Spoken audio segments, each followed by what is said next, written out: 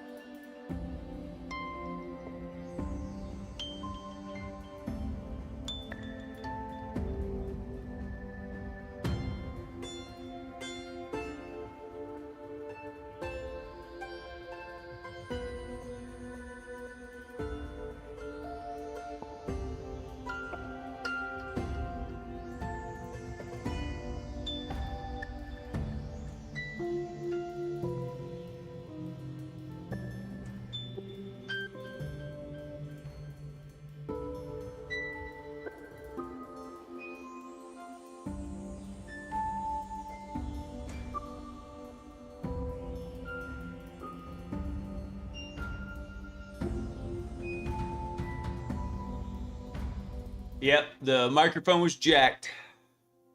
Damn it. Yep, thanks for the heads up, Gumby.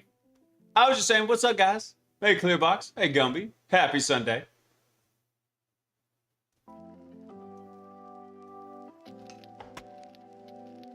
Oh, that makes sense why that broke. I had to reboot this computer, and when I reboot it, it tends to forget everything. Because it's stupid. There we go. Alright. You know what? I just noticed one other thing's not going to work. Why? because for some reason the Stream Deck is idiotic. That's why. There we go. Now it's working.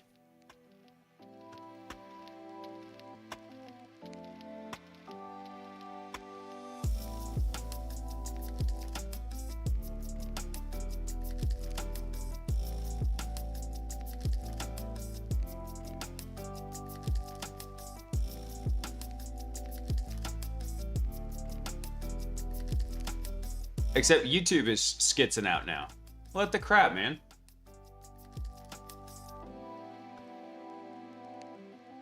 Bullshit, I can't hear you. Sound off like you got a pair.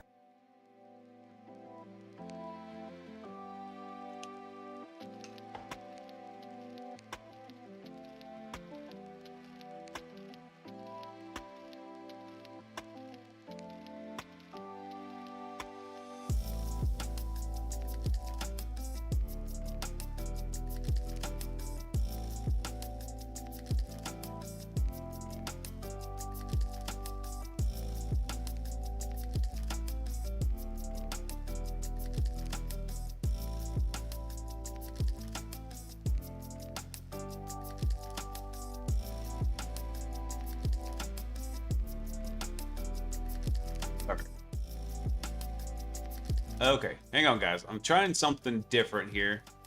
I don't know if this is a good idea or not. We're gonna find out. Hold on.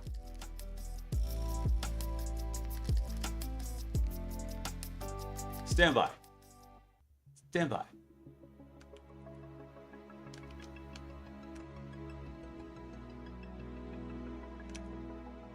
We're gonna try something.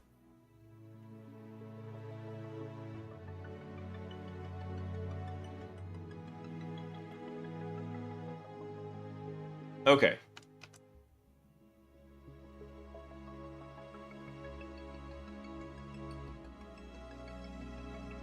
Okay, GPU memory's not doing too bad.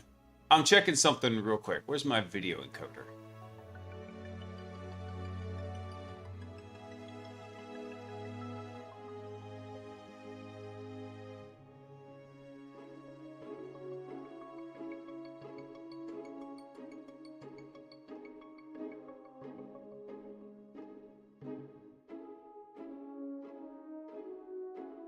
Alright, I think we're doing okay.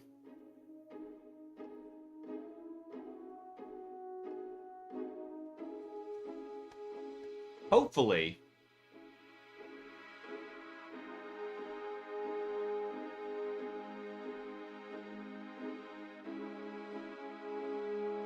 Well, it says stream health is excellent, so here's hoping. We'll find out. We'll find out in a minute. Let's get started. Alright. Will the camera work? Dude, no. What is going on here? Hold on. I fixed the camera, but it's not. Ugh. Hang on.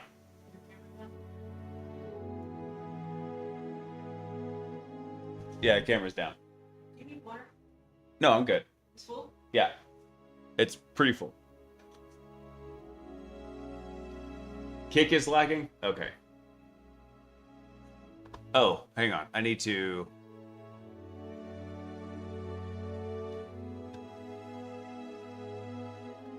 I'm trying to work with stuff here. Hang on.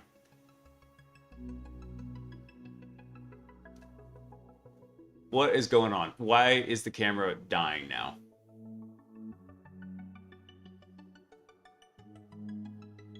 That's on.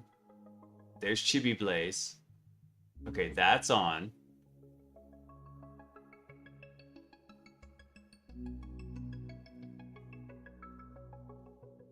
Camera's on. What the hell? I fixed this last night, you guys. After the stream. Have you tried turning it off and on again?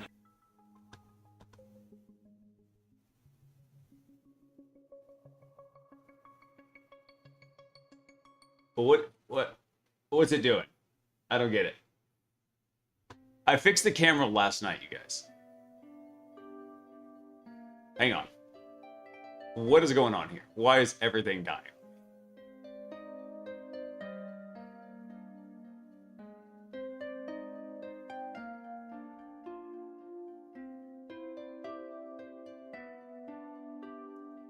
Might have to rebind in the OBS settings. Maybe. Hang on, I'm double checking it real quick.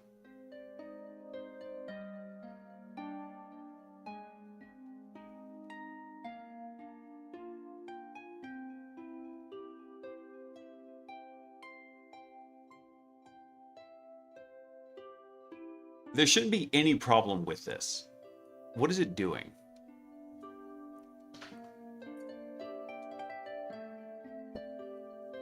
Hang on.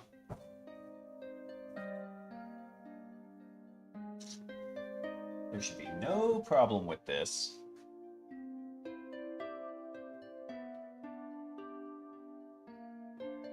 I think this one is... That's that cable.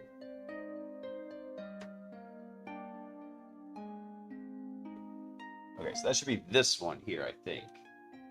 We'll see what happens. I'm going to do it live.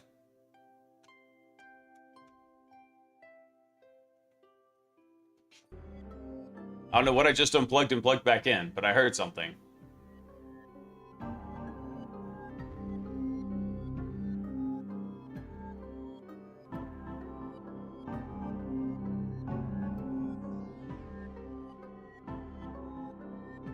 Okay, hold on. What if I do this? If I turn that off, will that fix it?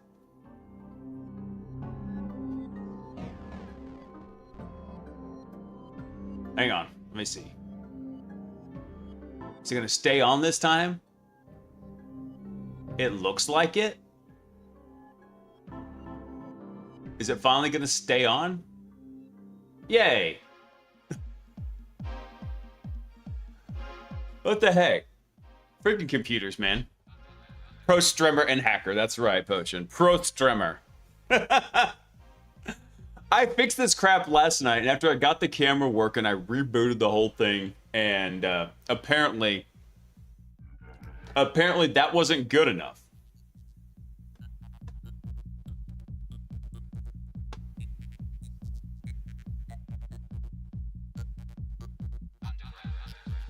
Oh, let me try this real quick. Okay. I was also trying to set up a secondary setup for YouTube. Did YouTube just die? Dude, why is everything crapping out on me? I don't get it. This is the whole reason why I got the streaming computer, so I wouldn't have to break something on one computer and accidentally break it on the other. It's brutal. It's brutal. I hope you guys are having a fantastic Sunday. I actually had a pretty good Sunday until the camera decided to go rogue again.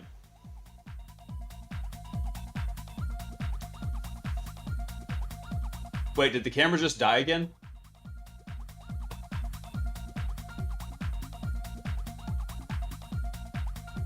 That's all right. We'll just turn that back on. Sorry, camera bork. There we go. Problem solved. Problem solved. What the crap, man? I don't get it. Hang on. What if I turn it off and turn it back on again? If I turn it off and turn it back on again, will that work? Nope, that ain't gonna work. What if I do this? Nope, that didn't work either.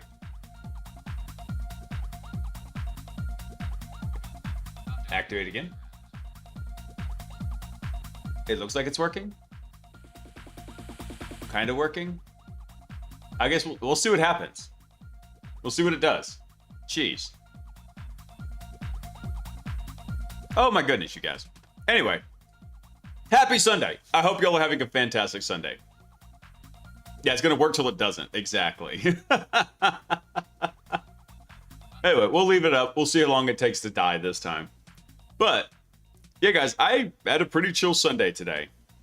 Hung out with the kids. Took them to lunch. That was about it. I took a nap. It was nice. Actually, I did have Alfred working on something new where it's trying to help clean up the script review process for this week's YouTube video. So, I'm getting better at producing the videos. But every time I do, I find some new way to add optimization. So, overall, the video production doesn't get faster, but it gets more efficient each time, if that makes sense. It's getting efficient because I'm learning new ways to make it efficient, and I'm fixing it. All right. Hang on one second. I need to...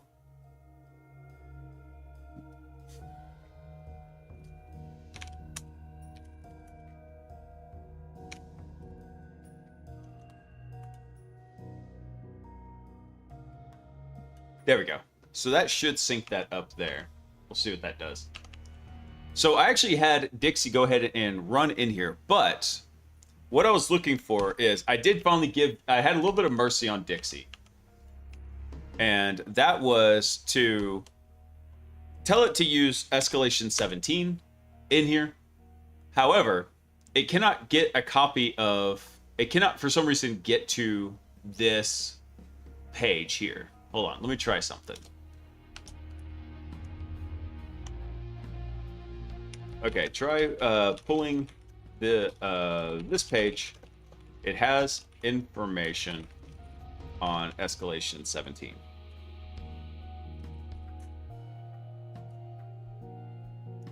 So it kind of knows the right path to go down. It's still working on it.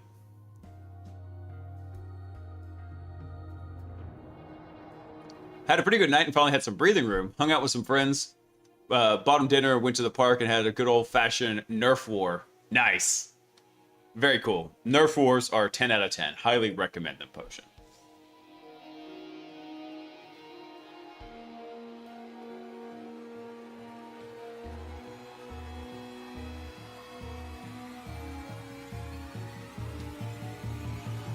I'm frozen again? Damn it! What is... I was getting ready to buy a new camera anyway. I wonder... I don't know if it's a camera problem or what. Son of a bee sting. Alright. Hello, IT. Have you tried turning it off and on again? If I turn that back on, forget it. Fix it? Fix it? No. Sure won't. Piece of crap. Well, that's okay. That's why I have this right there. That's why I've got that. That's why I got that nice little message. Camera borked. There we go. So annoying, man.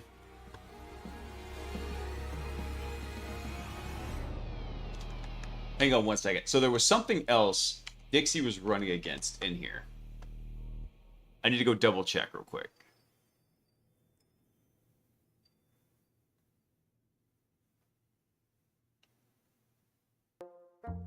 So Dixie did, after I gave it some prodding, it did find the escalation 17 path in here.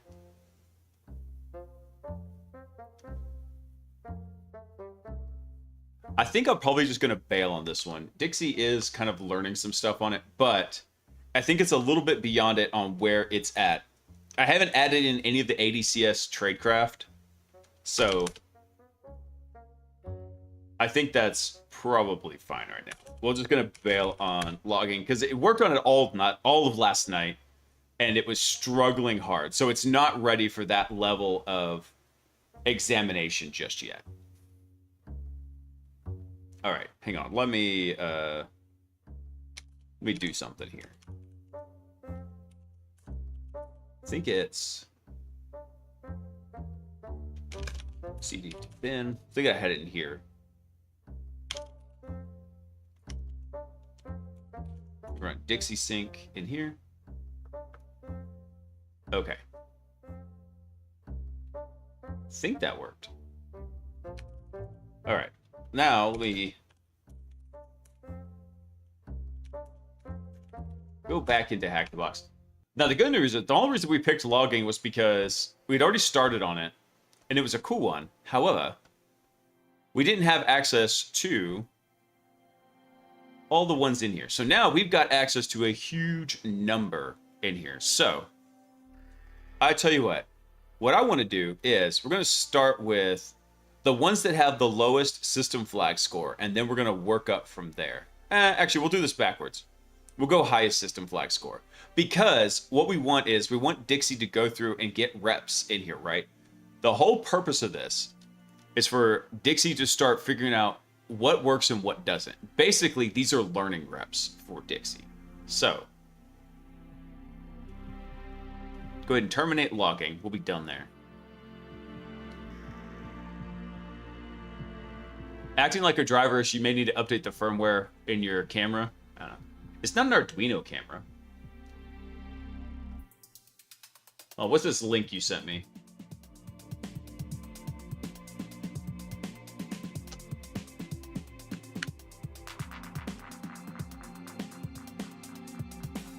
Stop doing computer science. Computers were supposed to solve math, not to be programmed. C is a letter, not a language. Want to print something? Write it with pen and paper. I'm writing a recursive method with with threads to optimize my CPU usage by 0.02%. This is a nonsensical statement made by a deranged people.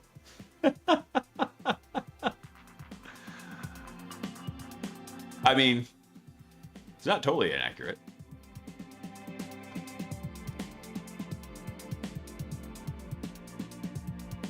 Let's see. This one's literally called lame. Hold on, let me see the machine info here. Lame is an easy Linux box requiring only one exploit to obtain root access. It was the first machine published on HackTheBox. Often the first machine new users use prior to its retirement. Okay. We can do this. I kind of read the rest. Hang on. Wait, hold on. Before I do that, let me get Dixie started here. Let's do this.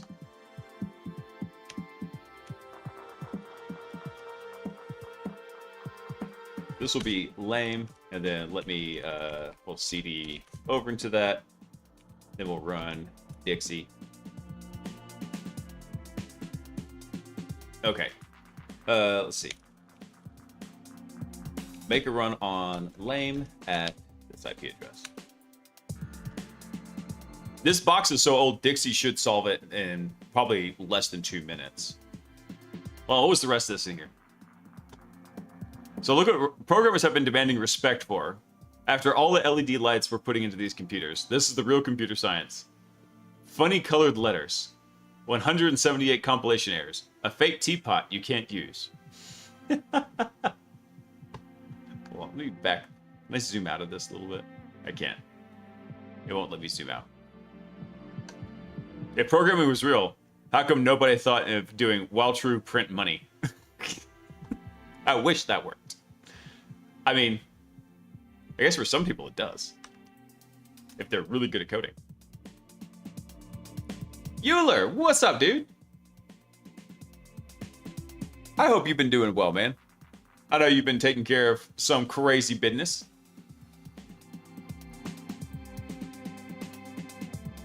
I'm going to try this while true print money thing.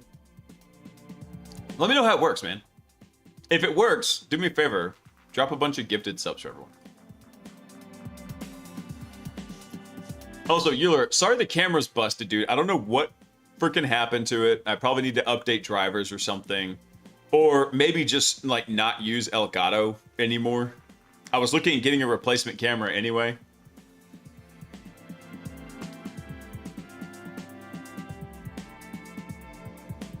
No, it's not the FBI who comes for that. That is the Secret Service. They handle money. Yeah, if you're forging money, it's the Secret Service.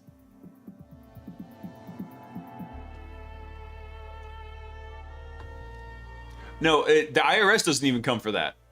But, ironically enough, there actually is a place on your IRS forms to claim income from illegal activities. Yeah. I kid you not. It's there. Hey, guy. What's up, dude? Apologies, the camera's still broken. It worked for about 3 seconds earlier. It worked last night. I brought everything up. Everything seemed to be working fine. And then, boop, dead. Dead.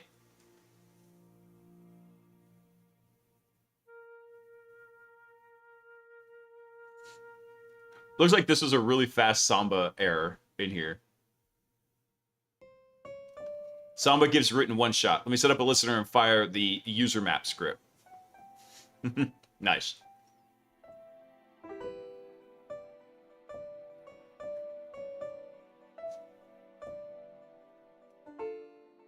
Unfortunately, I took Icebreaker offline because for some reason the integration wasn't working.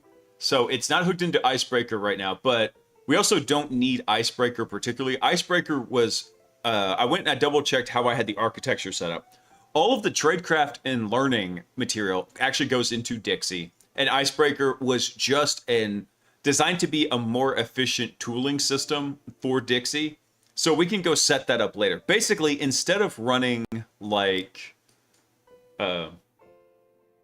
any of the commands that it wants to run, it would essentially go run it in there. But even then, I'm trying to rethink that architecture. I liked the idea of it for it having efficient tooling.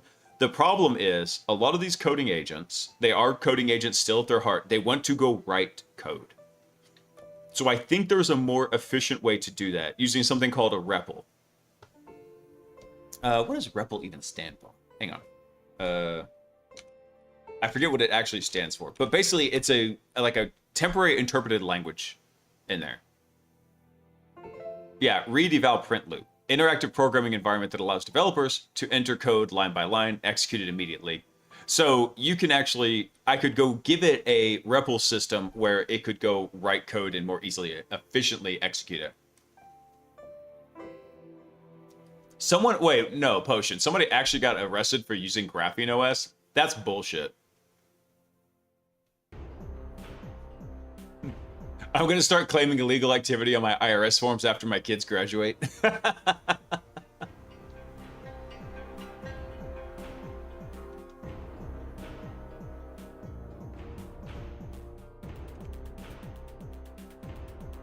Hold on. This can't be true. U.S. prosecutors charge Atlanta man after Graphene OS phone wipes itself during airport search. Oh, that's some bogusness. Okay, hang on. Because Dixie's just about done with lame. That's what I expected. I mean, for Cap, it finished Cap in, I think, 90 seconds or 2 minutes.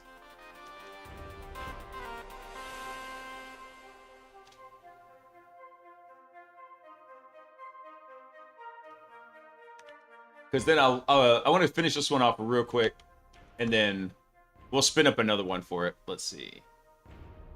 Adventure mode. Root flag.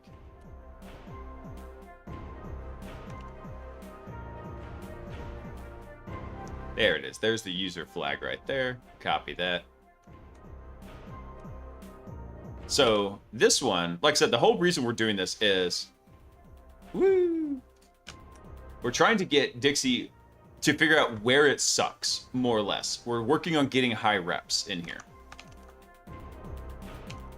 Okay, stop that one. All right, so the next one is Jerry. Jerry is a very easy one too. And you might wonder, okay, it's done harder systems. Why are we doing this one? The reason is because it needs cycles. It needs learning cycles in here. Well, let me look at this real quick.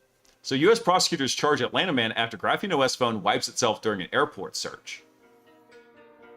So a federal case in Atlanta is raising questions about a privacy-focused mobile operating system, while prosecutors argue that its features were used to erase evidence.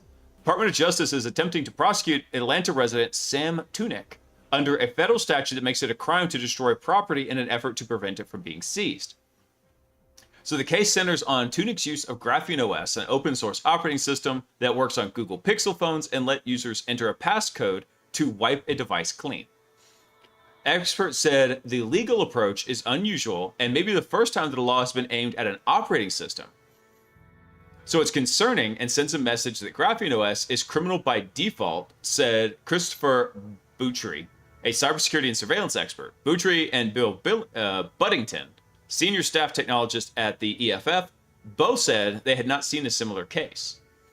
So the incident began in, Hartsfield-Jackson Atlanta International Airport on January 24th.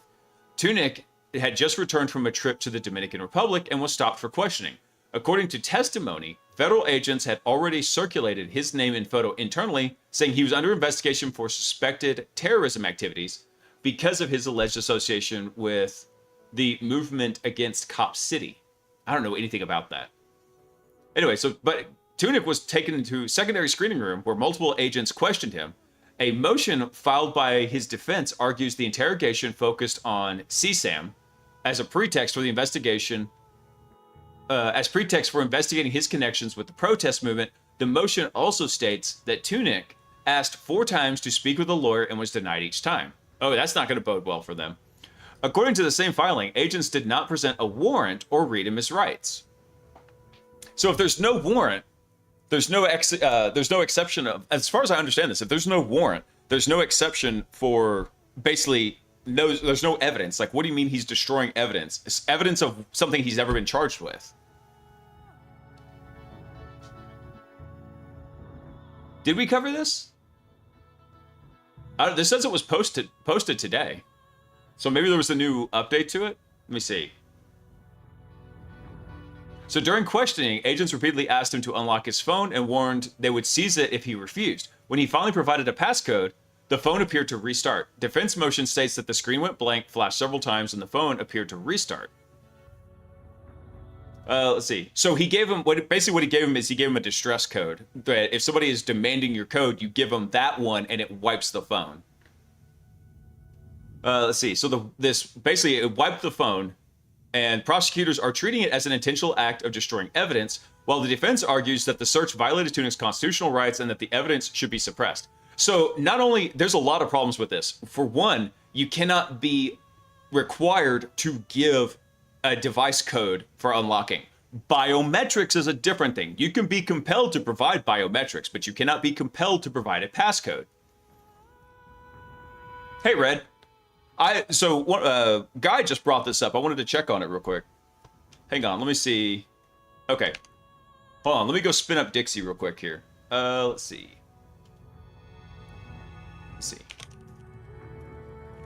Any learning opportunities? I misspelled opportunities. That's fine. They know what I'm talking about. Not much. Lame's the one move box textbook.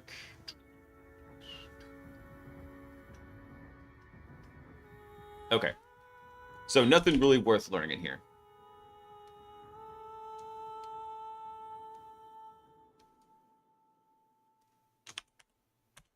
Awesome.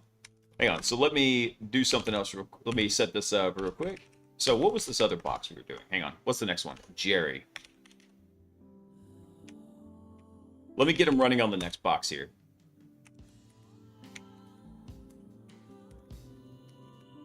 CD, Dixie. Let's see. Make a run on Jerry at here.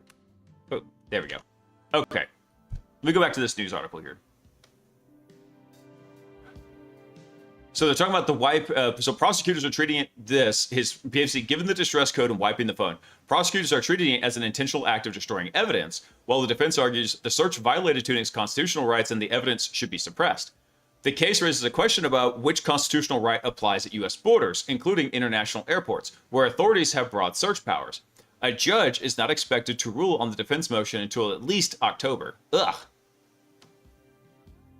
Graphene is designed for important privacy. Yeah, we know about that. So Boutry pointed to France and Spain, where authorities have struggled to gain access to secure devices.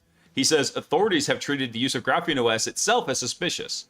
In Catalonia, Spain, police have been profiling people carrying Pixel phones, assuming they're using Graphene OS installed.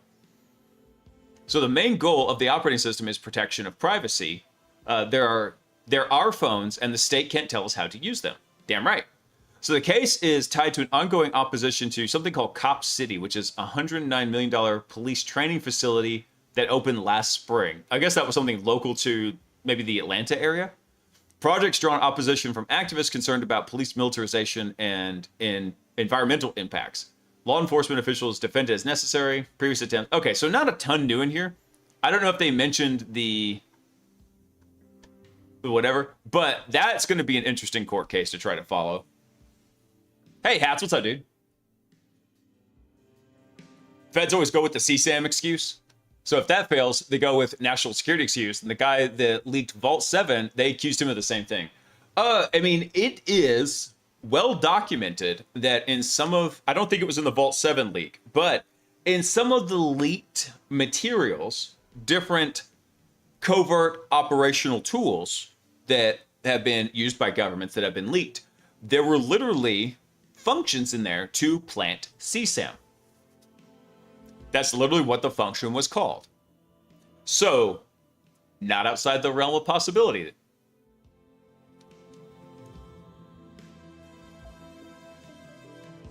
How about the Vault 108 leak? Gary?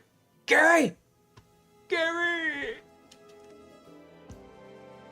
I'm going to... I actually don't know what that is. Bobby. What's up, dude? But I think I'm going to assume that's probably a Fallout 3 meme. Okay. Yeah, I called it. I know that's going to be a Fallout thing.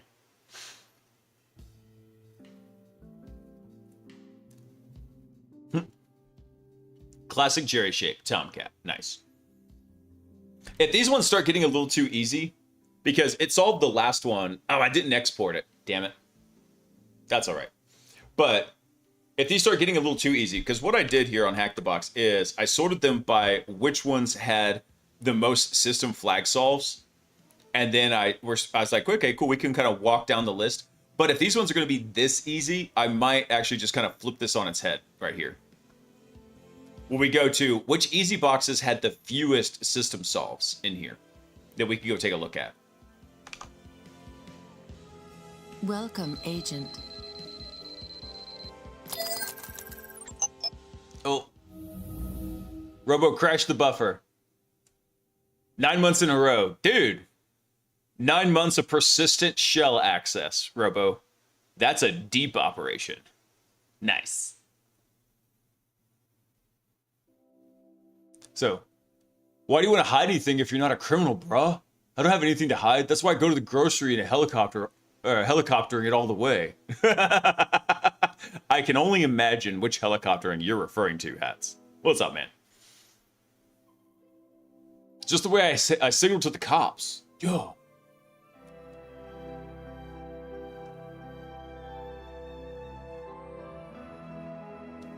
By the way, guys.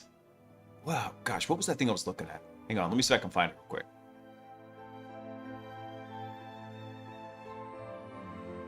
Yeah, hold on. There was a funny one that actually came up. Let me bring this up real quick. This guy, on July 25th, he's like, I was approved for Anthropic's cyber verification program. So was I. This lifts the Anthropic Opus and Sonnet safeguards applied for dual-use cybersecurity activities. Update. Turns out it does nothing. Absolutely nothing. Instead of getting blocked 9 out of 10 times, I only get blocked 8 out of 10 times. Their cybersecurity program is a flippin' joke.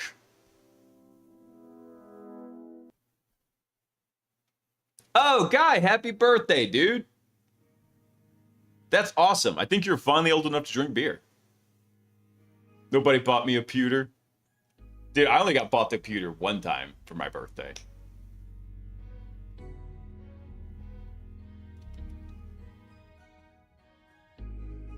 Clean run. Let's see. Let's go capture these real quick. Ah, what'd I do? I did this all wrong. Hang on. No! Damn it. Stop. Stop. Stop it. Quit clicking. There you go.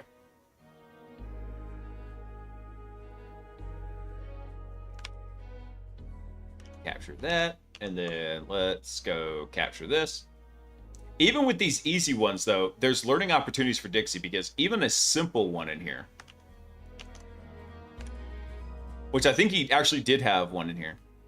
Let's see. So when this box came out, how long did it take him to do this? 6 minutes, 18 seconds. This guy, he pwned that so fast.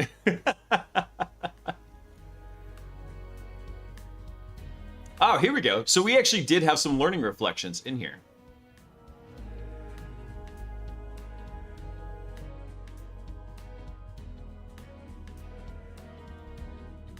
Hey, Talisman, what's up, dude? They're collecting names for their own research, I suspect. Which names? Hold on, for which part, Talisman? The helicoptering also distracts them from my Pixel phone. Nice. Let's see. Scrub before store, high entropy. Hold on. So what was this one right here?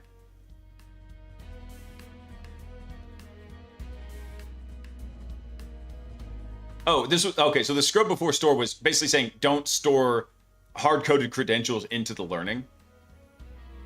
Hold on, I want to actually ask about this one. Actually, we can go just pull this up. Hang on one second. I want to see what did he store in here. Let me go see real quick. Hang on.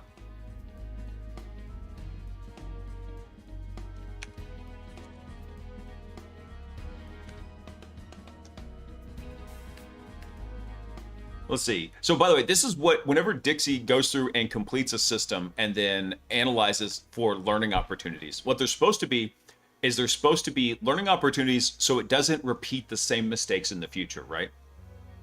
So it has a schema designed to it. It has an ID, what kind it is, and it kind of comes up with some tagging for it, so it also knows what to look at and when it was observed in here. So the learning part was for JSP HTTP command shells on Windows, pass the command via curl, command equals $, yada yada yada, tac G URL, rather than hand a %20 URL, basically a URL encoded. So // and embedded spaces in URL paths survive cleanly. Hand encoding drops output silently to a plane. Here, plane users generalizes. Let curl URL encode complex arguments. Don't handcraft query strings with slashes. Okay, that's a good learning. See, that's what I'm talking about. These are the kind of things of why we're doing the reps so that Dixie can learn these things in here. Nice. Very good. Good job, Dixie. All right. Let's go spin up the next one. We're going to get Dixie some reps in here. Dr. Jerry, what's the next one? Blue. Is this an eternal blue one?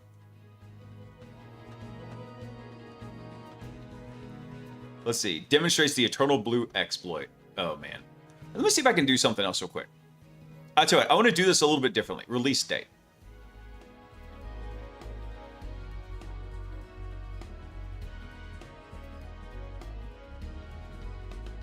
All right, so there's some in here that may have potentially been already put in there. I was looking at the release date too, because I was like, maybe we should start with the newer ones. But you know what? It's fine. Actually, there's a lot of pitfalls with Eternal Blue. So yeah, let's start this one up. Fake Blaise. I'm sorry, dude, Monkey, the camera, I fixed it last night after the stream. It would look like it was working. I rebooted the box. I double checked everything. The camera looked like it was working. Get the stream started, broken. I go restart it. It works for about 10 seconds and then dies again. So if this crap keeps up, I'm planning on buying a new camera anyway. I was planning on upgrading to a 4K camera. Then that's just how it's going to be.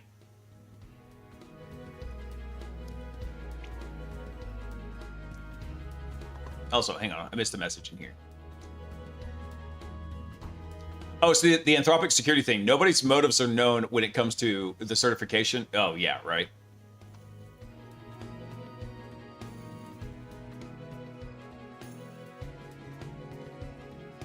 I don't know what that video file is, Potion, but I'm not trusting it.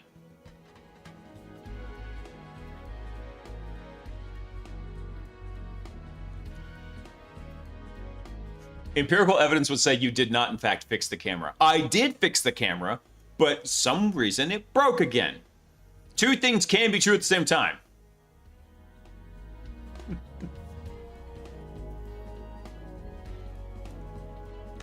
There we go. What is this one called? Blue. Okay.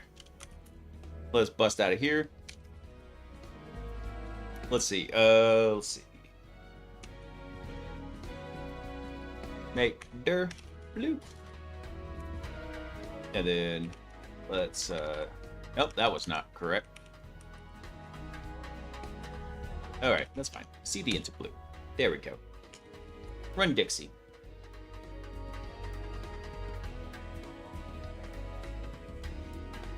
I did actually, yes, I did turn it off and on again. I even tried unplugging it and plugging it back in, not even being fully sure of which cable I was unplugging because all the cables run behind all the computers.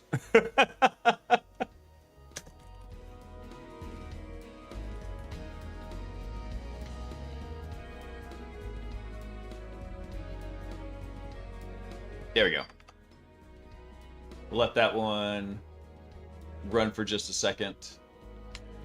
And then I did actually have Alfred do it. The thing. ask Harvey where he got blocked collecting tradecraft files for Dixie. Because Harvey, when he was still running on Anthropic, kept constantly getting blocked. So I want to pass that work over to Alfred now. Oh, what now? What fresh hell is this you're linking?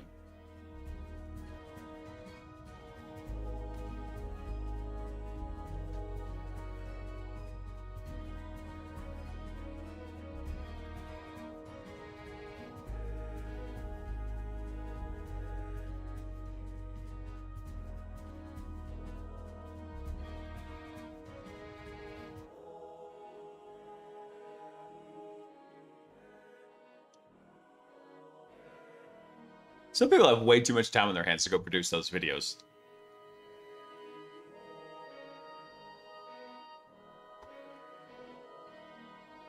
All right. So the reason I wanted to run this one, I know you're probably all thinking, like, why are you having them go through and do an Eternal Blue exploit? And the reason for that is because Eternal Blue can crash a system. Hey, Yaki Yam, what's up, dude? Happy Sunday. What happens with Eternal Blue, and I want to see what happens here. Now, it looks like it's taking the Dixie's taking the Metasploit approach. Not necessarily a bad thing to do.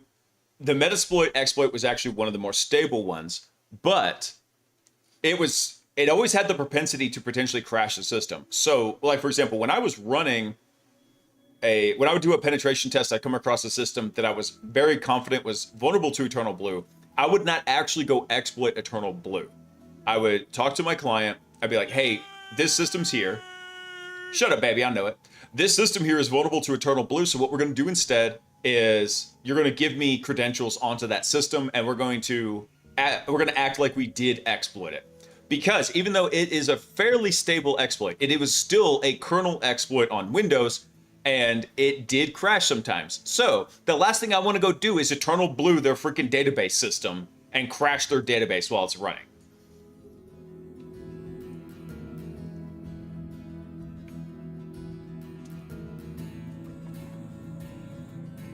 What was wild is Eternal Blue came out 2017, I think.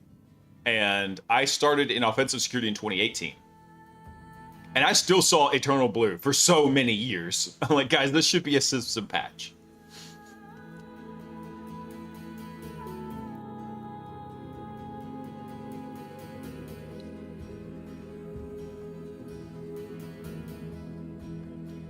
Hold on, I'm going to stop it real quick. Why are you using RC files with Metasploit?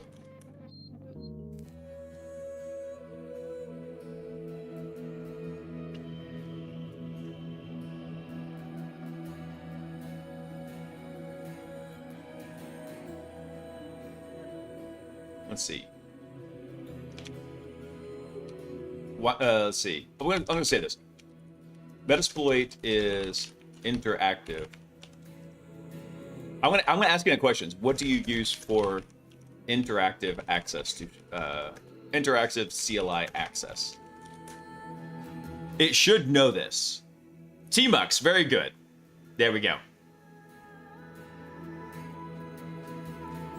There we go. So it already had a skill. This is part of the reason why we're doing this. It already had a skill that said, hey, anything that's supposed to be interactively activated, default to a real PTY. Not only that, it's got skills in here that teach it how to use Tmux properly. So it should have defaulted to that. This is why we're checking this. This is one of the things I've noticed with GLM 5.2 is that things that are not enforced in code and only enforced in, let's call it doctrine, in the skills, in the soul files, whatever, those are the things that will get lost with GLM 5.2. Now, granted, Opus 4.8 had been doing that too. But I've noticed that it was decently more likely. I don't know, somewhat more likely. Let's go with that. That it was going to happen on GLM 5.2. Dude, I can't wait till Kimmy K3 comes out because one of the guys posted up in Discord. I think it was, who was that? Monkey. No, it wasn't Monkey. Who was it?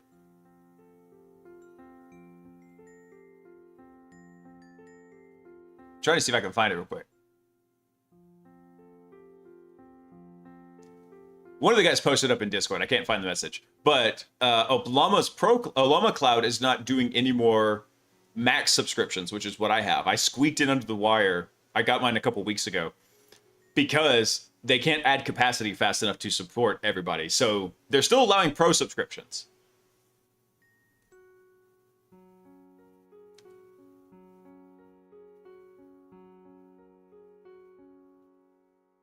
That's happening because the model's not local. Local allows you to keep the context. I mean, they all work the same way with the context guy because everything's flowing through the harness. So it's not a context thing, it's an attention thing.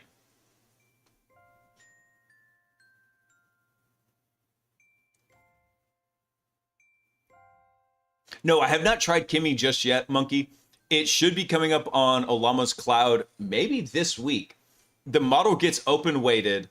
They're going to release the model weights tomorrow.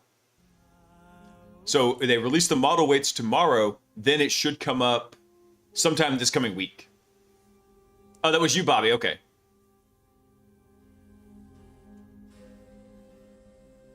I got an online project I'm working on this week. All in all, I think I've gone through 800 million tokens on my local device. Damn!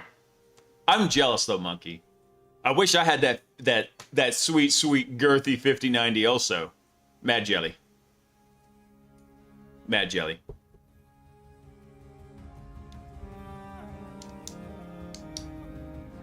Yeah, wait till get that sweet, sweet 6090. Nice. I was thinking, what's going to happen after they get to the 10th evolution, right? Are they going to do start doing the 190 model? Is that what they're going to do? They're just going to keep incrementing it?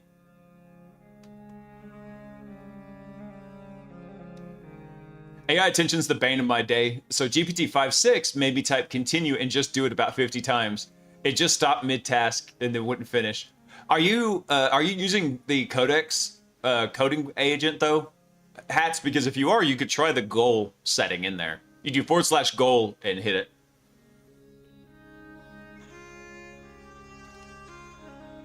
All right, so it got this one pretty quick. You know what I forgot to do? I forgot to do an export of the other one that was in there. Let me capture these. And if you're wondering why I'm capturing these, it's so they get filtered out of the list, so I know which ones we've already done.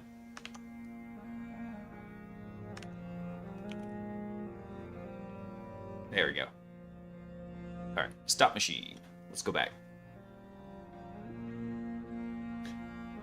Yeah, if you can give it a good goal to work towards hats, then that might be a solution for you, rather than just having to keep prodding it all the damn time.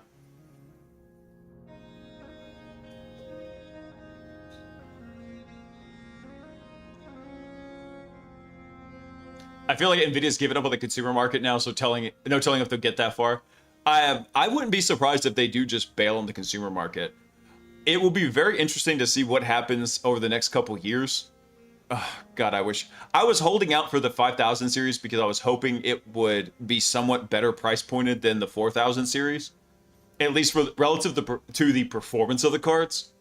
And, well, that didn't work out so hot for me. I didn't know the great technology, what's the correct term? Everything eating itself and going up in price. Yeah, that was unexpected.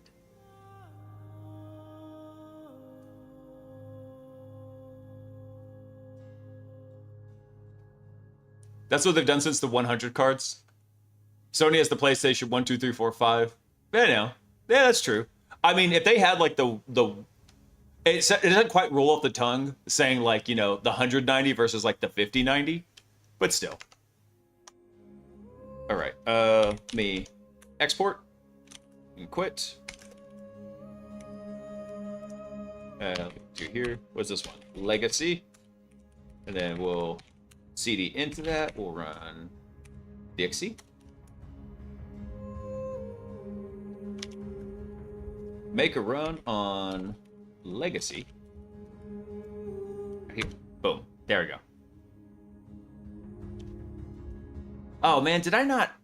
Hold on. What did he get for learning experiences in here? I hit the exploit stages from the first RC session. Okay, hopefully it realized that it should have paid more attention to that.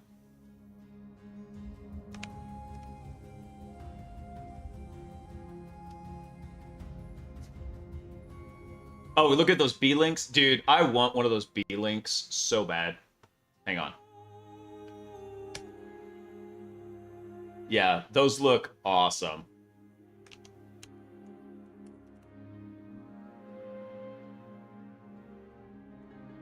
Core Ultra 9 285H. So this is, you can get it with 64 or 96 gigs of RAM. Now the cool thing about these is these are running that unified memory, so the GPU should have access to that memory in these.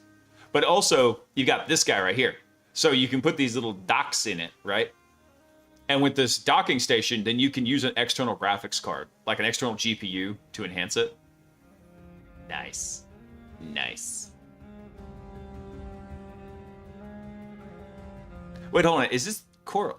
Yeah, this is an Intel Core. So maybe this actually doesn't have the unified memory.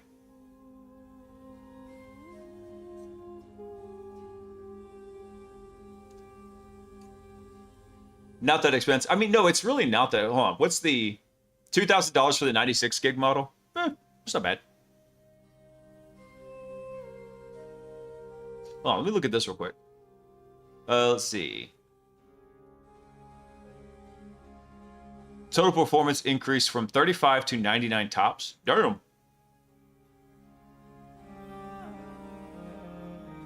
AI performance improved by 187%. Faster image generation, real-time AI voice interactions with ChatGPT, seamless local AI processing. Dude. I know. Actually, I got a buddy that once they get a server online, I might be able to get a shell on there to be able to run not local models, but be able to run locally hosted models to that server and connect over to it. I'm hoping, man. I'm hopeful. The good thing about this is even if the inference speed is not all that great, you can run it, like we were saying, 24/7, right? You can just churn it in there.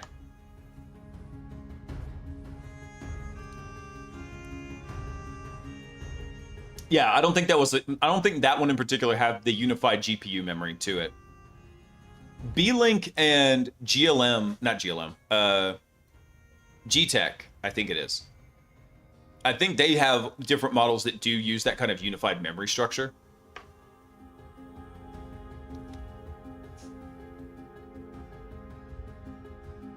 Run that with the GPU and increases more in parallel. It looks like it'd be a fun system. Now, the reason why I picked the one that I've got over here is just in case I wanted to, I could go add an external GPU to it.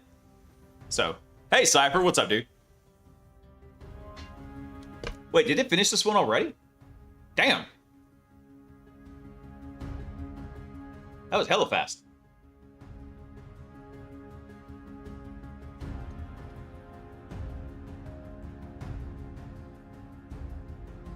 So, okay, cool. Oh, dude, this was an old exploit. MS-08067? Damn. That was one of my favorites back in the day.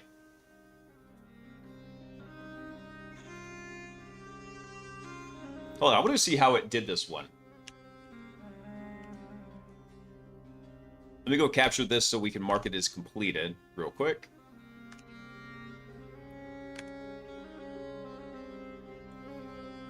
And I can kill this box, and then we'll go spin up the next one, and then while it's spinning up, I can read what it was actually doing. Start. Let me see. So this was an MS-08067, which is an old exploit. I think it was an SMB v1 exploit, yeah. So with the anything running SMB, if you have an SMB exploit, you're going to basically drop into a system shell once you get on the system. Oh, here we go. He had a new memory. What's your new memory there, senpai? Let's go see.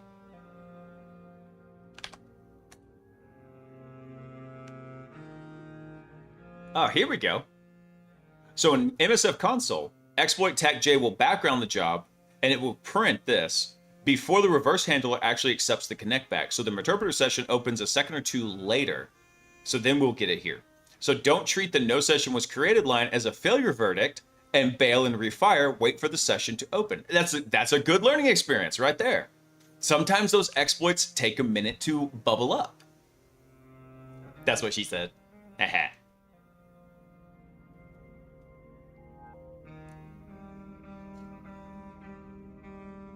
Let's see.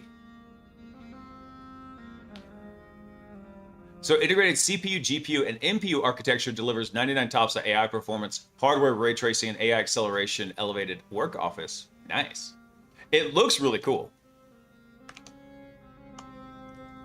All right, hang on. Let me get Dixie firing on the next one here. Export. Q. All right. Let me... What's this system called? Devil. Devil. CD. Let's run. I need to just script all this out. I'm being lazy. There we go. Make a run on Devil at... Boom. There we go. Go forth and hack, Dixie. I'll make you bubble up, Daddy Blaise. Ooh, woo. Damn it, Gumby.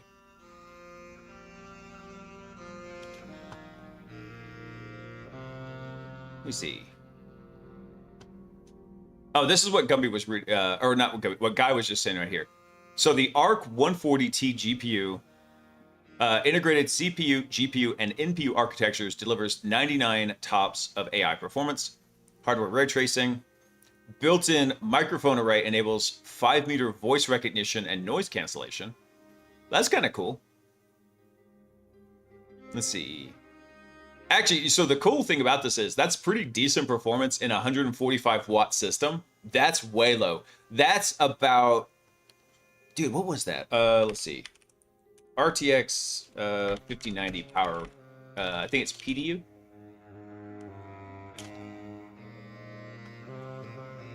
No, that's not the one I'm looking at. Let's see. Power requirements. I want to say it needs like 700 watts. Well, yeah, you're recommended to have a 1,000-watt power supply in here.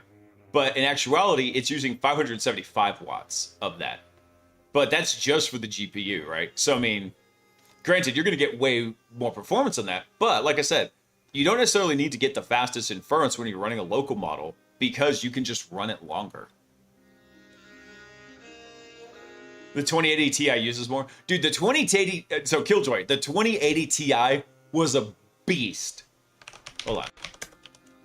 Modern graphics cards versus 2080 Ti. Because the last time I saw that comparison benchmark, it was ridiculous.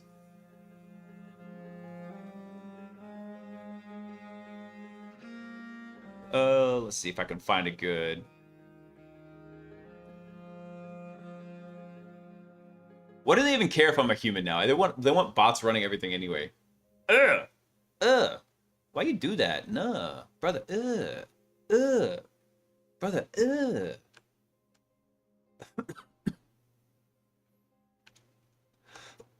Excuse me. So yeah, the 2080 Ti was still the equivalent to a 3070. I mean, I think it was even more than that. I mean, the 2080 Ti was just such a beast of a graphics card. Hang on a sec. I'm choking on my own spit.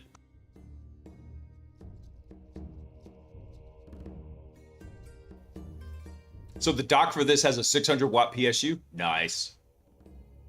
Yeah. I remember, Killjoy, I was talking with a coworker of mine.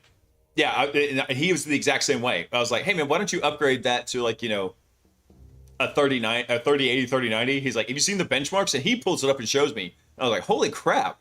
The 2080 Ti was just a beast of a card. That is also what she said. Yes, Gumpy. Yeah, we got to make sure you're human so we know to burn your retinas with the white page. That's right. Only feds use light mode.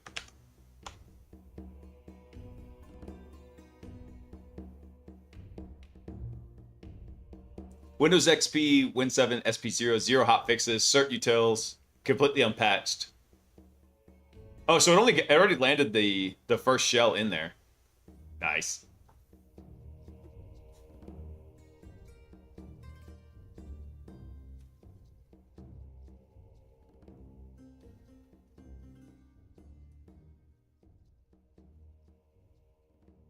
Israel's starting to come out with open source models? No way. Really, Chris? That was not on my bingo card to see Israel putting out open source models. It's true, Red. I make sure and tell all my coworkers that too. Only feds use light mode.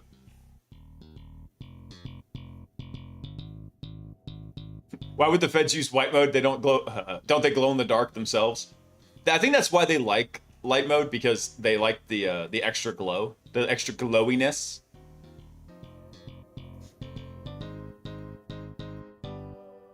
With that 1,000 watts, you could make grilled cheese on demand. Okay, so funny story to that. Hang on, let me see if I can find something real quick. Stand by. I want to see if I can find something real. Hold on.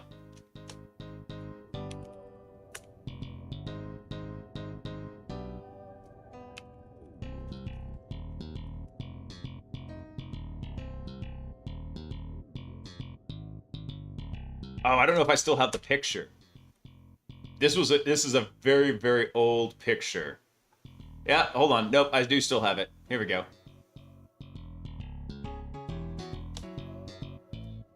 This was one of my first laptops I got to actually buy for myself. And it had an NVIDIA GPU in it. And I had it doing Hashcat. Right there, you can see Hashcat working. And I had a brownie from the cafeteria. So yeah, I was warming up my brownie. Hey, Disclosure, what's up, dude? When was this picture from? Let me see. That was from 2010. Nice. I knew I still had that picture in there somewhere. And you know what? That brownie tasted amazing, being nice and GPU toasted. How old am I? I am 42, Disclosure. So right now is the prime time to ask me questions. I currently have access to the knowledge of life, the universe, and everything. I've only got it for a few more months, and then it's my birthday, so make the most of it. Will the Israelis models work on Saturdays? That's a deep question there, Hats. Bravo. My business card for DEF CON has a puzzle that says, in a fursuit, no one knows you're a Fed. Oh, nice. Cypher, that is sick. Oh, it's doing juicy potato. Okay.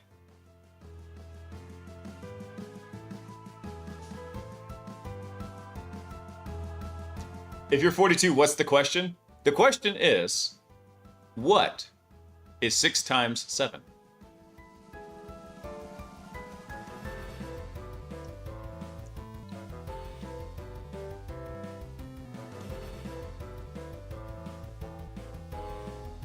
Yeah, wait, 6, 7. Damn it. Damn it all.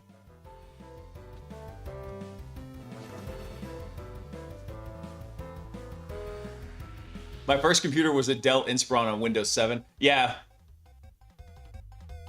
Yeah, like Red said, you missed the glory of what was Windows Vista. Ugh. Although you did probably get to experience the absolute horrendousness of what was Windows 8. I stayed on Windows XP for so long. I loved Windows XP.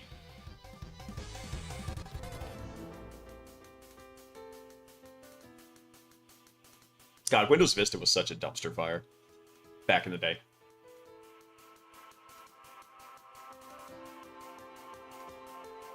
I don't remember how many of the Douglas Adams books I have read.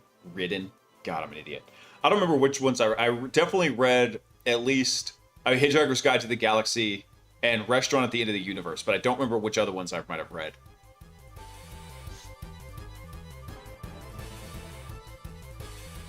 Oh, it actually was Vista. You had to go Google the boot up image to remember.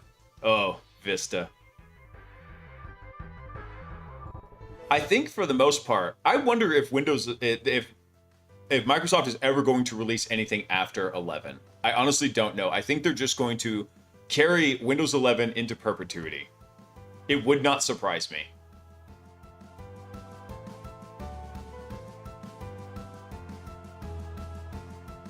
Dirk Gently? I don't even know what that is.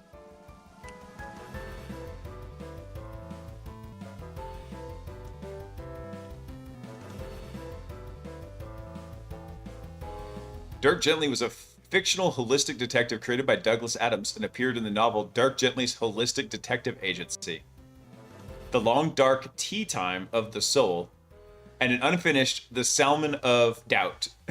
Salmon. I loved Douglas Adams so much. His writing style was so good. Dirk Gently is even better than Hitchhikers? Okay.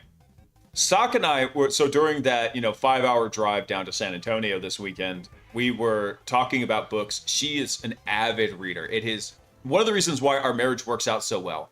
We want to spend time with each other. We love spending time with each other, but we also have solo hobbies. She is a reader. I'm a computer nerd, right? So it works out very well.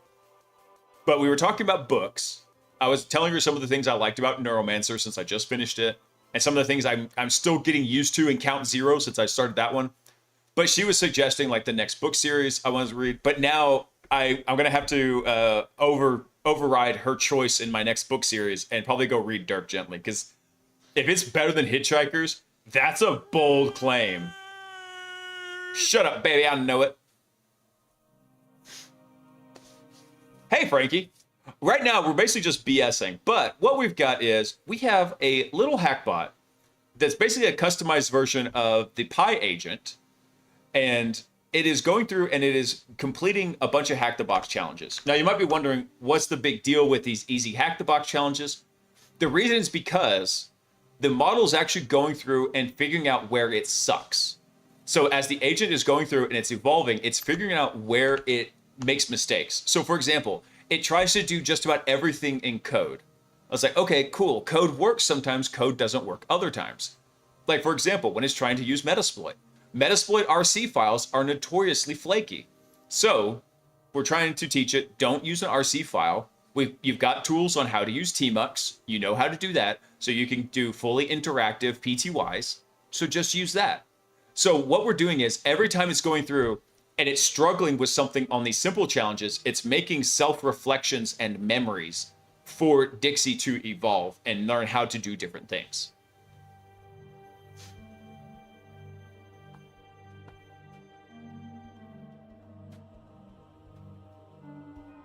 You should read Legacy of Ashes. I've not even heard of that series, Fred. I'll have to look at it. Dungeon Crawler Carl Ford was another one the guys had suggested to me. Also, the Salmon of Doubt is a draft finished by his assistant. So it shows you the whole series of Dirk Gently and Hitchhikers we were missing now. Aw, that's sad.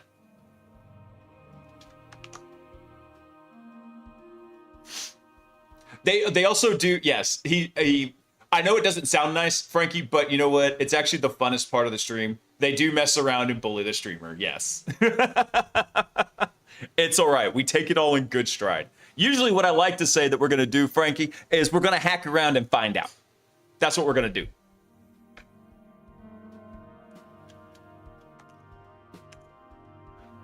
Ah, here we go. Okay, so Dixie finished this one.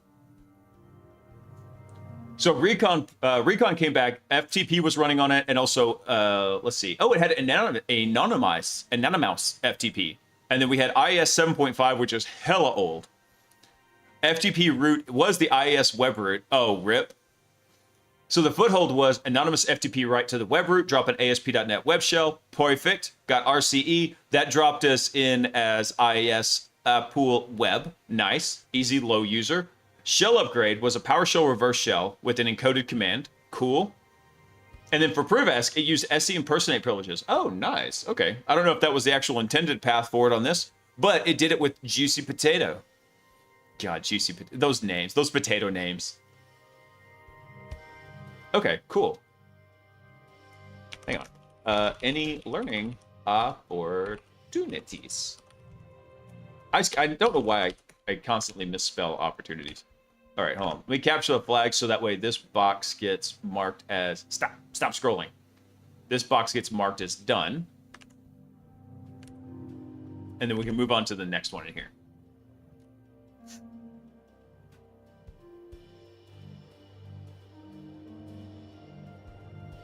Wait, Legacy of Ashes is a history of the CIA? What? That's a pretty baller name if that's the case. Legacy of Ashes. Hang on. The History of the CIA, 2007 nonfiction novel by Tim Weiner, Pulitzer Prize winning journalist. which serves as a critical history of the Central Intelligence Agency and its founding after World War II through the War on Terror. Book won the National Book Award for nonfiction, has been based on 50,000 documents primarily from the CIA archives and hundreds of interviews. Oh, yeah. Anybody who says they trust the government doesn't know history. I just got to be real with you. Because the government is made up of people, and people will have perverse incentives, and people will have weird goals, and they will execute that with authority given to them by their government positions. That's just the way it goes.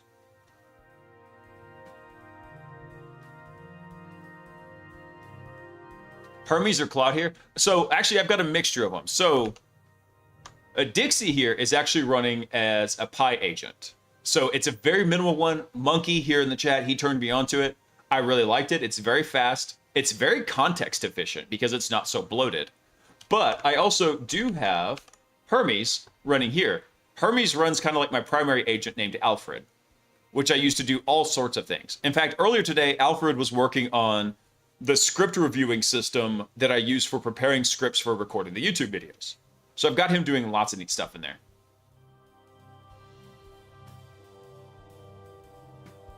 Oh, here we go. Listener T-Mux Hygiene. Nice. So this is the whole reason why we're doing this. These remembrances in here are what it's going to, are what we're trying to get with all of this. Let's see. Any other memories that need to be recorded?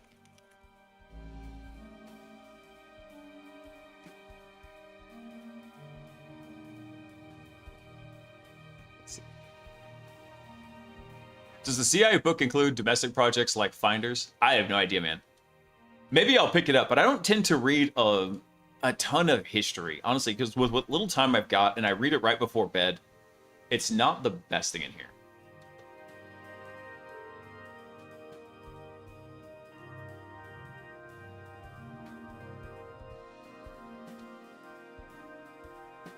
Let's see. So a couple other things. Anonymous FTP with right to web root plus ASPX shell. I don't think that's a good memory because that's not anything that... I think that's fine right here. Let's go ahead and just export and we'll close this one out. All right. What was the next system we had up in here? Bashed. Okay. Let's get that one going. We'll run Dixie. Okay, make a run on Bashed. Grab the IP address. Nope, that's not right. That was... Why didn't I copy this? Copy. Oh, hey, Red. Thanks for coming online, man. There we go. Run it. So the whole, like I said, the whole idea of what we're doing now is we're having Dixie go get hands-on experience in learning where things mess up, right? Don't try to code everything. And the whole reason the memory system even came about was because one of the systems we were testing it on was a telnet exploit, and Dixie tried to start like crafting his own telnet client. I was like, bro, we have telnet clients, ones that you can easily use to pass the little exploit string to it. You don't need to go craft your own byte level protocol.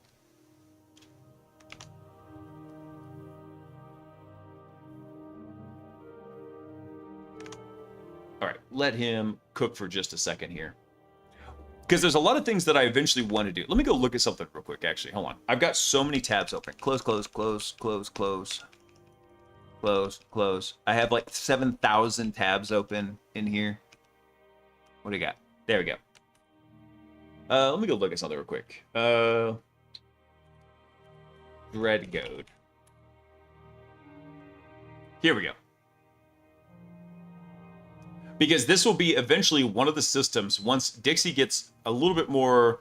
I got to work on the tradecraft files and get everything spun up for it. We can go check with Alfred and see what's happening with this. But Dreadgoad was really cool. It's a heavily modified fork for Game of Active Directory, and Dreadgoad deploys vulnerable AD labs for pen testing and security research. So what's different, though? It has a Go CLI, single binary for provisioning, health checks, trust verifications, and vulnerability validation. It does have AWS infrastructure automation, which I'm not going to be using. Let's see. Modular extension system, plug-in extensions for Elk, Exchange, Waza, Guacamole, and more. So the variant generator here, that's cool. Create graph isomorphic lab copies with randomized entity names while preserving all attack paths. So you might be wondering, what's the big deal about this? Well, Game of Active Directory has been out for a while. The solutions to solve Game of Active Directory have been on the internet for a while, meaning they have been scraped and they have been put into the model's training sets.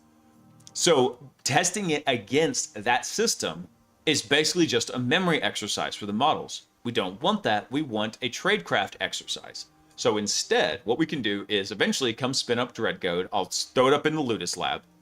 And then when this one works, see, Ludus right there. Once we get that spun up, then we have attack paths that are identical to Game of Active Directory, but all the names are changed to protect the innocence of the memory.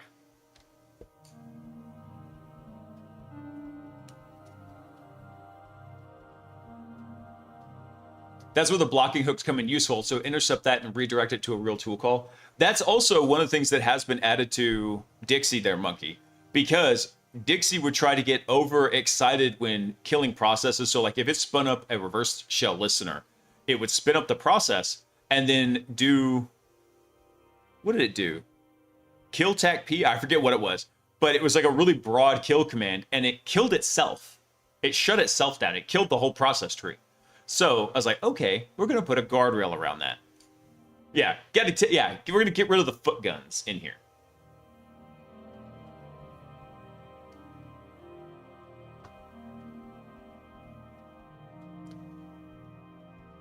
So this is pretty cool. So I wonder if, can we deploy each of these different variants, like the Ninja variant, with the Dreadcode?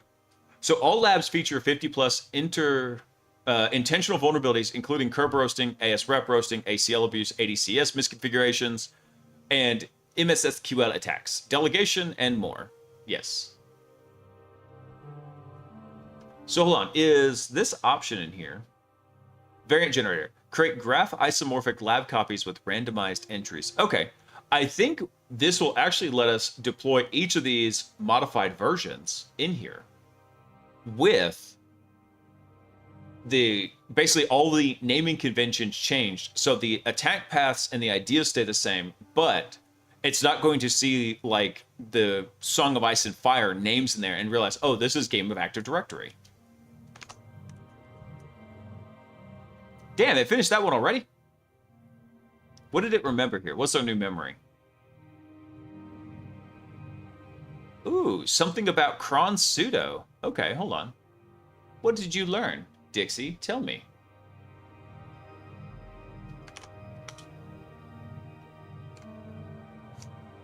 So a root cron runs a script in a directory whose script files are owned or writable by a low-privileged user. Get a foothold as a web daemon user, sudo tacl, shows delegated to service user, no password. So to overwrite the cron_d script, root cron executes it as root for the next tick. So diagnostic tell, in the script directory, the script file is owned by the service account, but a sibling output file is owned by root with a fresh m time, advancing every minute. That's the modified time here. And that proves that the cron is live and running as root before you plant. Okay. All right. Not a bad memory there, Dixie. Good job. Bravo. Okay.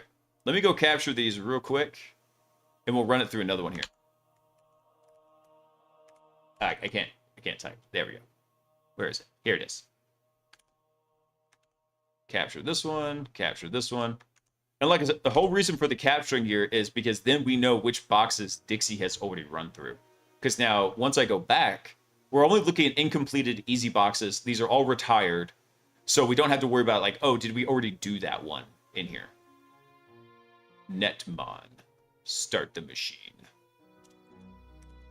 I'll tell you what, let me get this one spun up beforehand. Hold on. I didn't export this. Export memories, and then let's bust out of here.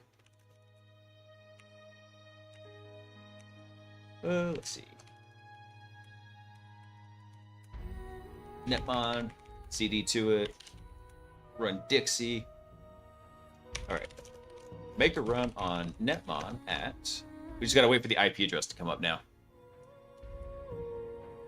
Yeah, these are the easy tasks.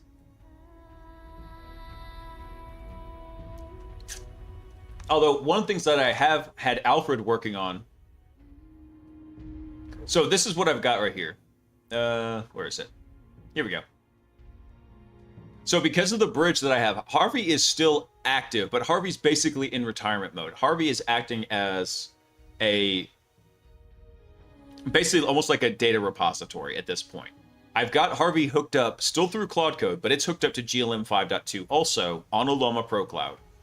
So I can tell Alfred to do things like, hey, go ask Harvey certain pieces of information, how we did things, where things were done, because Harvey had his own memory system and I haven't taken the time to port it over. So Harvey has information that he can go access and then present it over to Alfred. So I told Alfred, go ask Harvey where we got blocked when we were collecting tradecraft files for Dixie. So he rechecked disk rather than trusting older memory. Let's see. So we had our sources in here. Dyna is actually a private agent that one of my buddies sent to me. He mostly just made it for fun, but it had a lot of tradecraft stuff in there. Let's see. Hold on. Harvey specifically got blocked by a security guardrail when correlating tradecraft files. Tradecraft skills. Ask him what that activity was that got blocked specifically. All right, here we go. Let's go run this. Boom.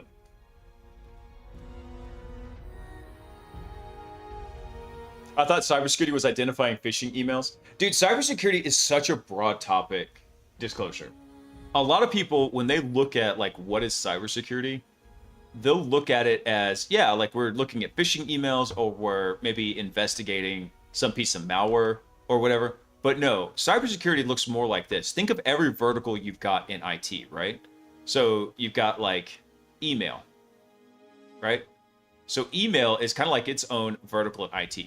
And then we even have something like policy stuff, right? You need to have so many backups. You need to have such a strong password, yada, yada, yada.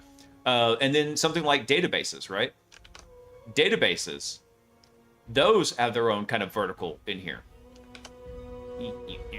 And then we have like coding, right? Everybody writing applications. So even coding has its kind of own vertical. Security does not live in any one of these verticals. Security is a giant umbrella that sits over all of these things, right? That is a terrible umbrella. And then, this is what security does. Security sits over everything. It's up here because every single one of these has very different security concerns and how they go interact with everything. So security is our little umbrella right here. Umbrella. That just looks really weird. That's a... Hang on. See if I can draw a little bit better umbrella. There we go. That's better. So yeah, that's what security is. It sits over everything. Any piece of technology you could think about. And then that's just the technology side. We're not even dealing with what's going on the physical side, right? Physical security has its own security. And then you have systems that are always working at odds with each other. So for example, if you've got a room that's got secured locked doors, those doors, because of fire regulations, have to fail open. You can't just lock somebody in a secure room because there's a fire in a building and you don't want your stuff to escape. You can't just go locking people in there. So during fire alarms, those systems have to fail open. That's an interesting piece of information to have, right?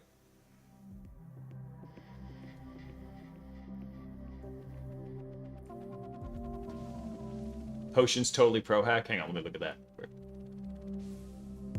Does it just open and close the page? Not a happy little umbrella. No, that is the umbrella of sadness usually. Really, this is the blue umbrella, right? That's what this is. This is the... See if I can find like an appropriate tool in here. Here we go. This is the blue team umbrella that sits over like everything, right? And then what we have from there is then we have the little, like, raccoon, right? We had the little red team raccoon sitting over here with a giant Bowie knife, right? Yep. Ready to come stab everything from underneath because that's where they're not paying attention for the security. Hold on. Raccoon needs a bushy tail. There we go. Yeah, we have the little red team raccoon. The red raccoon right here. There we go. Imagine that says raccoon. Yeah, sitting here just ready to start stabbing these things rapidly.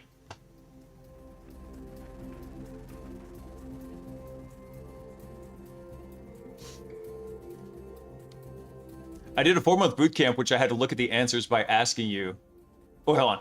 I did a 4-month boot camp, which I could have got the answers by asking you. Shake my head. I think I got scammed.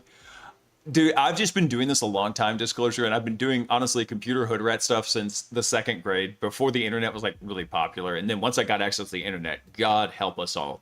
But after I was going through and doing that, I mean, it's just been a long learning process. Now, to be real with you, I didn't actually start really ramping up the learning until about 2010.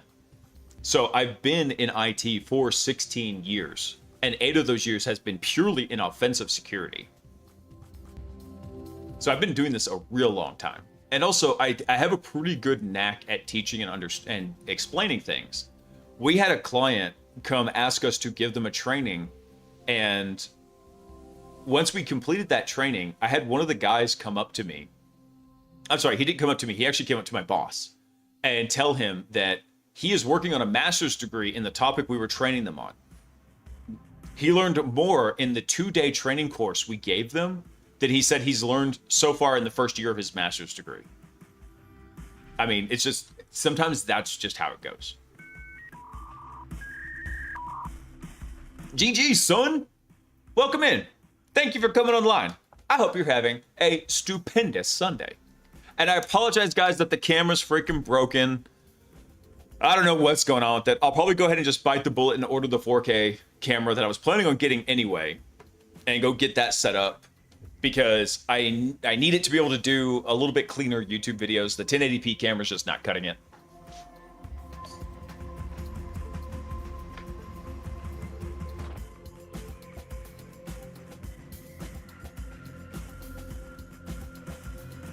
Let's see.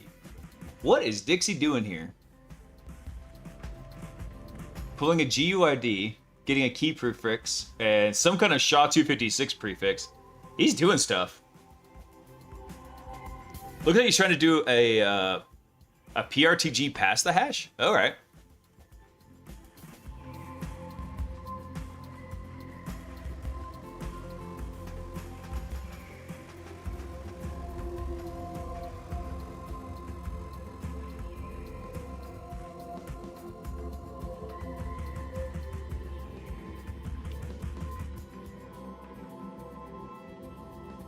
Let's see.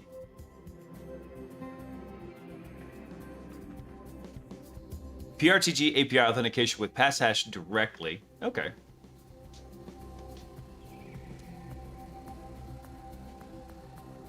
I mean, it's not like I couldn't... Wait, hold on. That's a different account. Did you get banned again?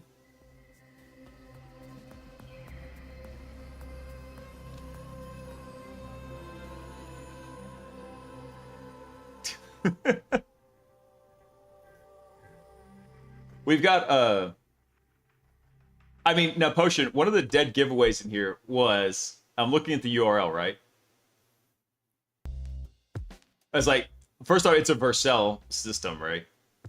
That was like one of the dead giveaways. I'm like, okay, so this is something definitely spun up right here. But yeah, it's wild how much information you can leak out of a web browser. It's crazy.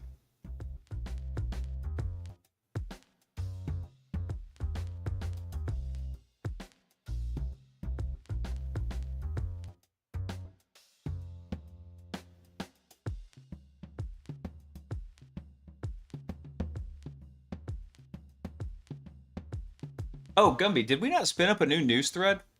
I'm an idiot. Thanks, man. Sorry, I'm checking up on everything that was going on in Discord real fast. Okay, everything on Discord's good.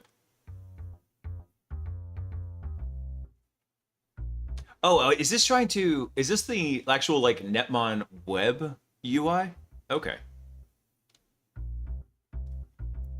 Good. So like I said, even with these very simple things, right, that this is going through and working on, Dixie is learning that everything does not work idealized.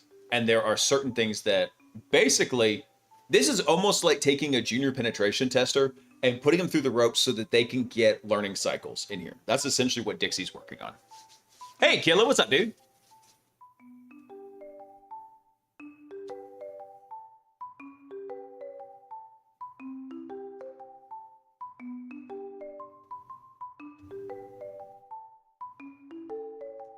Let's see. Oh, sorry, disclosure. I missed your message here. I left 4 years of IT support last year. Would contemplate pulling the trigger. That's how much I hated it. Oh man, dude, IT support can be brutal. You have to have you need to have a very patient disposition to work in IT support.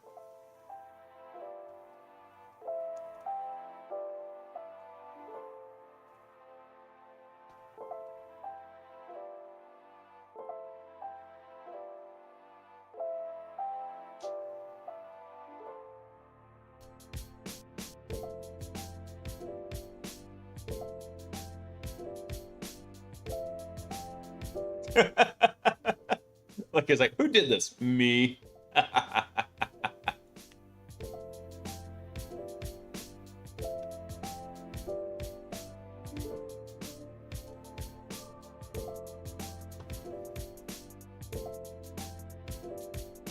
I should just go like create a curl loop to go hit that. Hang on.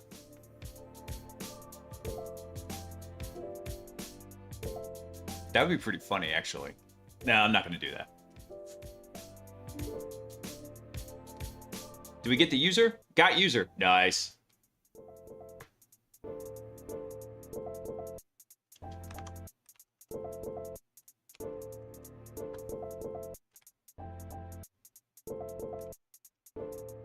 Oh, let me go check in on Alfred, actually, because where did Alfred actually get blocked in here? Let me bring this over. Let's see.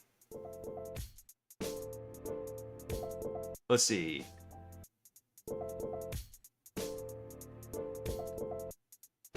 So what Harvey did find was a real guardrail event. Oh, that wasn't the one we were looking at. Yeah. I was actually, so I had, the reason why I also, this was like the first crack in the ice and when I started bailing on Anthropic, I forget what happened. Like I was building something to go test and see how Harvey would function with Fable 5. And the test plan actually hit a security guardrail because it included stuff about like computer security. Because Harvey had those in his memory. So he surfaces them like, okay, cool, here's the things that we could ask about. And bam, it instantly guardrailed it.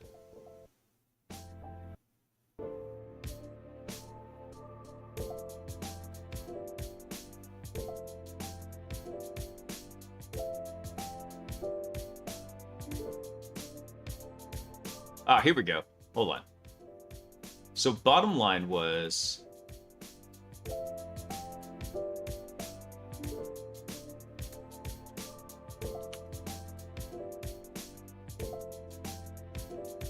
Ask Harvey when we were... I don't remember. Shit, I don't remember what I asked on that one. I might be able to go find the old session in Harvey's systems. Let's see. Is correlate the tradecraft files from Dyna. Let's see. Tempest and Claudebrain. There we go. So those are all different sources that had interesting tradecraft to them. And I wanted to go ahead and use those as a seed to start building up additional things for Dixie. Because Tempest had some really interesting ones. That is the actual harness that I'm benchmarking Dixie against. And that was put up by Pliny the Liberator. It looks really cool. It completes Expo, I think like 90-something% of the time. So Tempest is what I'm going to be benchmarking most of the stuff against. However, a lot of those systems are all web exploitation. None of them are very much geared towards post exploitation. I have a buddy who I am waiting for him to release the research on his agent, which is designed to integrate into Mythic, and it is 100% focused on post exploitation. So what happens after you get the first shell, and you need to actually work on escalating everything.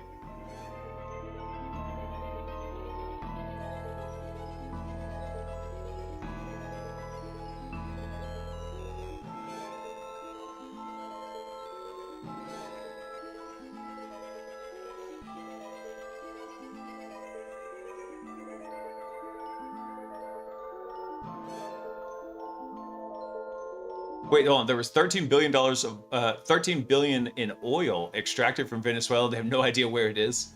It's somewhere out there. I don't think they've got the launch capabilities to take it off the planet.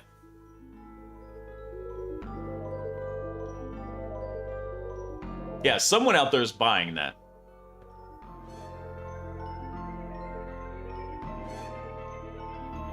What was the intended path for... Hang on, let me look this up real quick. So Netmon is an easy difficulty Windows box with simple enumeration and exploitation. PRTG is running, and an FTP server with anonymous access allows reading the PRTG Netmon configuration files. Okay.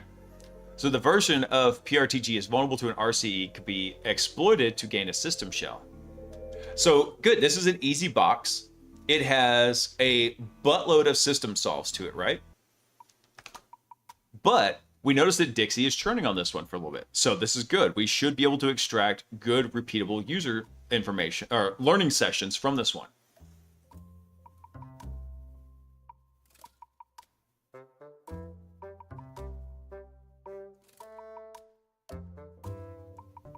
The password, so it's trying to create a user using the net user. Hold on, using the net user command. Likely there's a password complexity issue. Dixie Pone 2026 contains the username. Complexity might reject that. That's funny. Too good.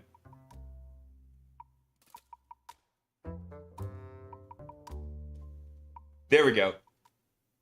Username Ron. So then it created its own user named Ron.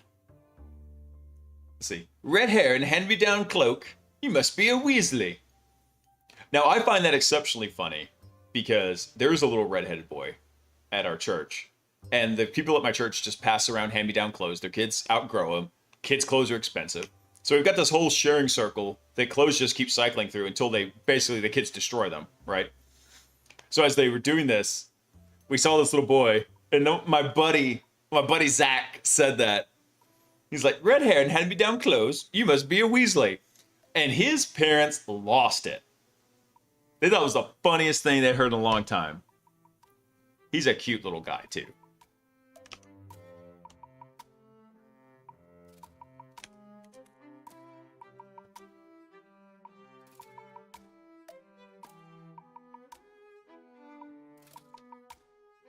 Why find flags when you can create your own user flag?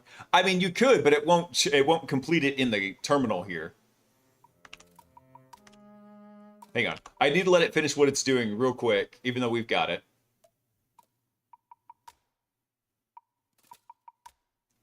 Why is it dropping it if it already captured the flag? I don't know. Let me see what it's going to do here. It's probably trying to... So one of the things that Dixie has built into it is I took Daniel Miesler's problem-solving algorithm and embedded that into Dixie's basically like system prompt, the soul document, is usually what everybody calls it now. But that is embedded into Dixie. So what he does is he goes through and he creates a series of requirements and anti-criteria to avoid when doing these challenges. And those are called, it's working on something called the ideal state condition. All right, cool. So now he's going through and doing his rememberings in here. Nice.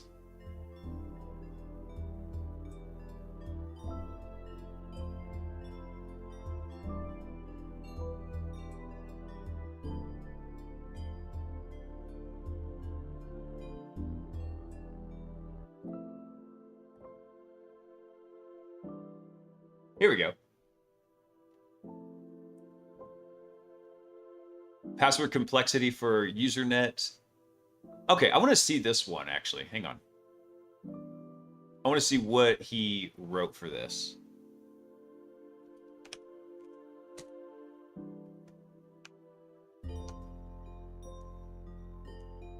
So PRTG network monitor plus RCE chain applies to any PRTG box, not just this one. Anonymous FTP or file reads on the configuration files yields an admin password. User password block cell. Base 62, or base 32, not 62. Okay, cool. So he's actually reading through like what each of this structure is going to be for this. So he doesn't have to go research it again.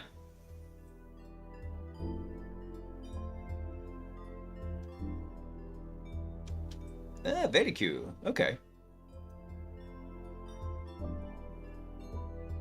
Okay, so he's learning particular tradecraft about specific systems in here as well, which is not a bad thing. These are supposed to be usually highly reusable systems in here. All right, let's export that. And then what was this one called? Nibbles. I need a wee nibble.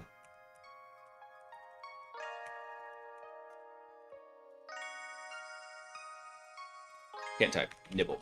Hold on. I'm gonna do something here. Let's do target equals nibble.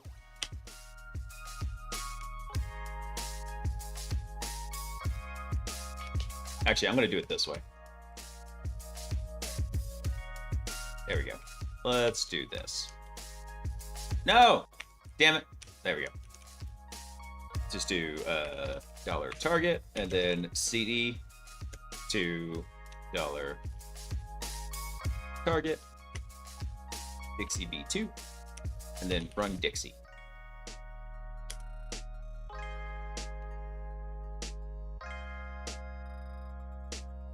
Oh no, that didn't work right.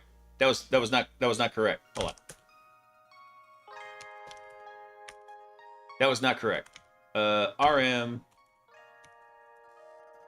I made it in the wrong directory. There's one more thing that needs to happen in here.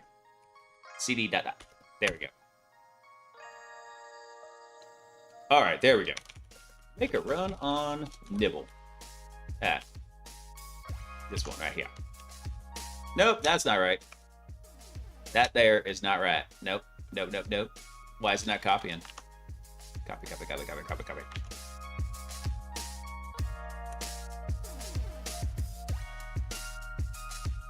There we go. I kind of loathe the Claude-isms like the soul.md. I do too. There's a lot of things I don't like about some of the naming conventions on things, Cypher. I completely agree with you on that, but that's kind of how it gets classified. I was like, these things do not have souls. They are computational engines.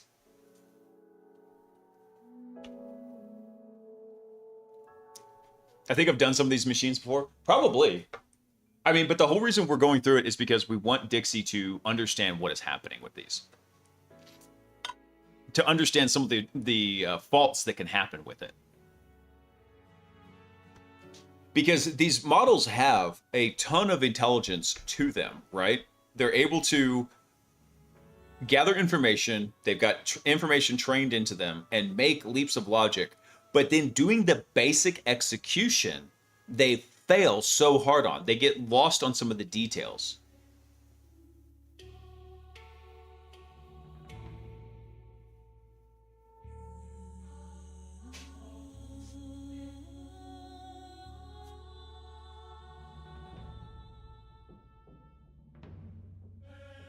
Yeah. I get very grumpy at the pseudo hierarchy. I know, man. It works so far here. Hang on. So while he's turning on level, let me go see what we've got going on from Senor Alfred here. Mr. Pennyworth. Let's see. So build a correlated tradecraft layer into Icebreaker.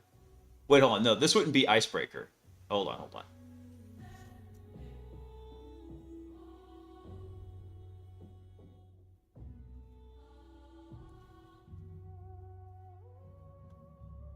So Cloudbrain, clone and treat as a second-class reference only.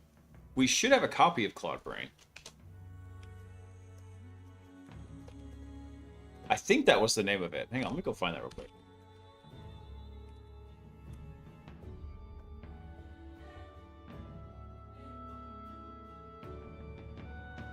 Was that not Cloudbrain?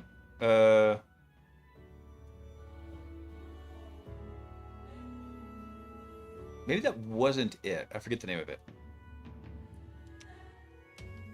Let's see. Ask Harvey. I think Cloudbrain is actually. Hold on. I can look at it on disk here. Hang on one second. Let me see. Do we not have this copied down into the refs directory? Let me see.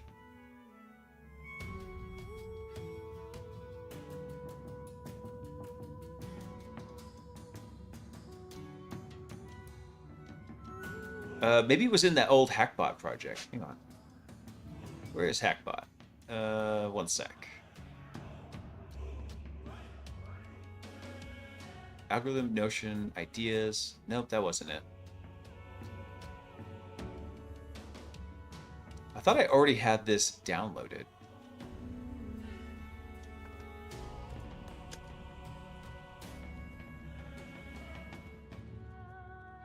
Third project.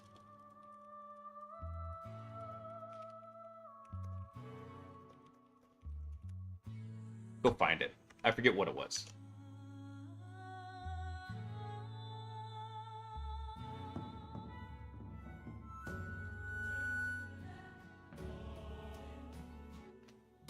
I sell my data to data brokers so that at least I can get the money. Nice. Yeah. So Chris, there's a lot of folks that are developing new chips right now. Not just Google. What is it? Musk has got their team working on another one. There's other people working on it. There's a whole lot of folks coming to try to eat NVIDIA's margins. And so NVIDIA better be planning ahead and enjoying it while they can, because a lot of times they're just brute forcing stuff. Like the power requirements for a lot of the NVIDIA cards are massive, right?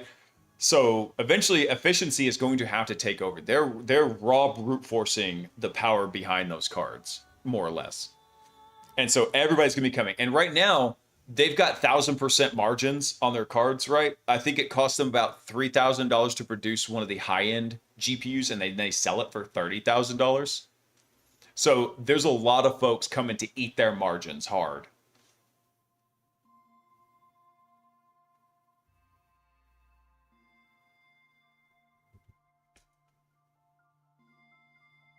On August 12th, China's claiming they're going to test the Northern Passage for shipping. Like, you're talking about like going north around Russia? Okay, that's a wild trip. I guess maybe trying to avoid the Panama Canal? Not sure.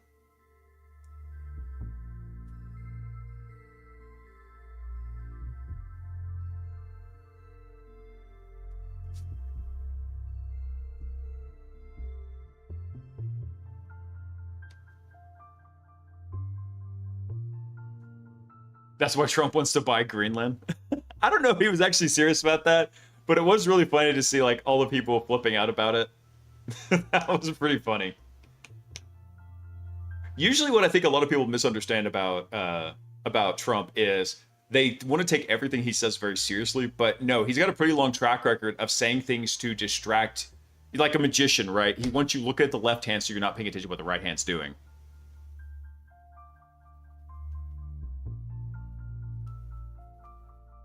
Hold on, where is Greenland? Exactly. I need a visual map real quick. Hold on. Google Earth. Do I need to actually get... No, I don't want that. All right, hold on. Let's just go to maps. Maps.com. I misspelled it. Hang on. Let me see. Zoom out. Let's see. I mean, there's Greenland, yeah, but if he's talking about like actually testing a northern passage coming through here all the way around, I mean, Greenland's kind of like chilling over here, right? Not a great ton you can do with that over here. I mean, the Norwegian Sea is pretty freaking wide. It's not like you're not gonna close that down like the Strait of Hormuz over here, wherever that is. It's, I don't know, is it down here or up here? Somewhere over here. Is this where it is? What is this? Mayan. There's a random little island sticking out there.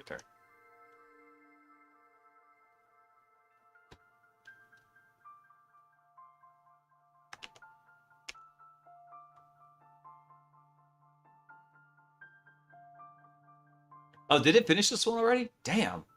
It's chewing through some of these. Like I said, the one of them, Cap, which is abusing Linux kernel capabilities. I think it finished that one in 2 minutes. It was nuts.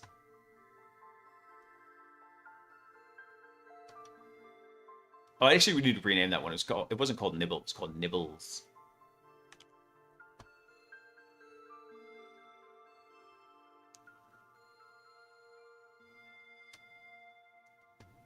So the foothold was Nibbleblog Coffee.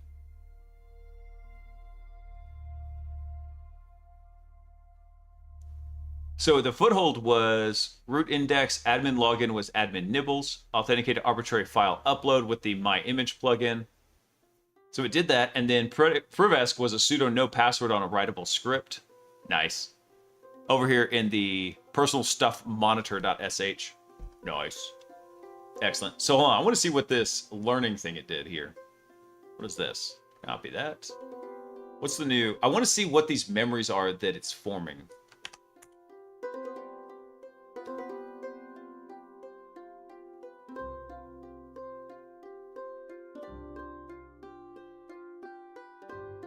It's the north part of Greenland that they're really interested in. Dumb part is he probably could have had it just by asking. There's already a base. The U.S. could just build more. Geopolitics is not my wheelhouse. I mean, I read stuff coming up a lot of times. And I tried to, like, mentally quarterback it. You know, armchair quarterback. But at the same time, also, I realized that that is not a strength of mine. So when so here's the memory that Dixie just formed. So when source reading a CVE to understand a deployed vulnerable version, do not assume the upstream repo's default master branch matches the deployed build. Masters may already contain the fix. So the concrete nibble arbitrary file upload deployed version 403 prefix has no extensions whitelisted. But the repo master branch has that whitelisted. So because the whitelist is the fix. Oh, okay. Interesting. So general rule, read the fix commit diff to note the vulnerable version lacked, or fetch the tag branch matching the deployed version, or trust the source proof of concept over the master when they disagree. Okay. Not necessarily a bad thought. Not necessarily so bad. All right. Let's export that, quit out of it, and then... Let's see. What is the next... What's our next target here? Let me start this one. Optimum.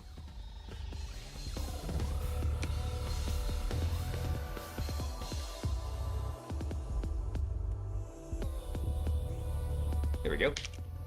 Make a run on Optimum app. And then we'll just wait for it to start, boot up here and we'll get the machine going.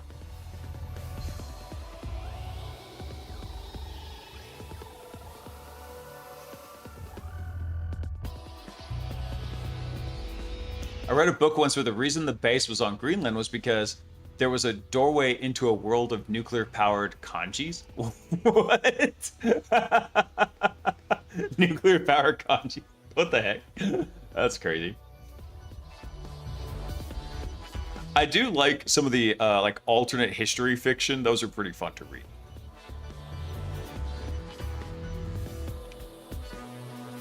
I can't wait till... Once I get a couple more things set up, maybe I'll actually look at setting up Dreadgoad in the lab, and we'll let Dixie churn on that one. Actually, what I'm thinking about doing, though, is keeping the Pi agent running as the background, but putting something that's a little bit more user-friendly into it so we're not stuck in the text user interface. Something so that we could actually have like a visual interaction with Dixie. Like give it a web console.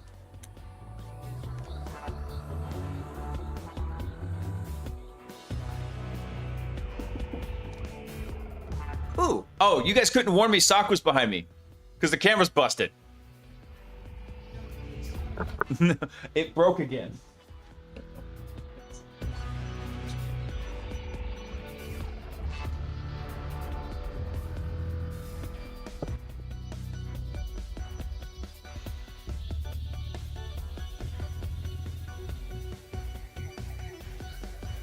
What is that?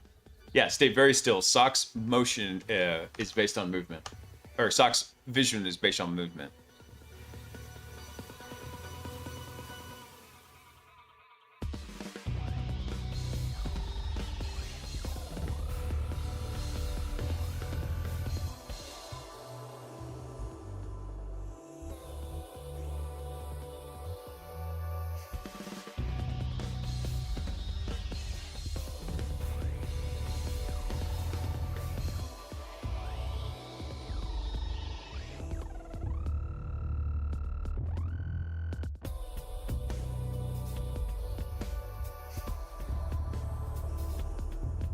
Yeah, she's fine. Peaches is sleeping under the desk right now. I let her up before the stream. She was so happy when we got home yesterday.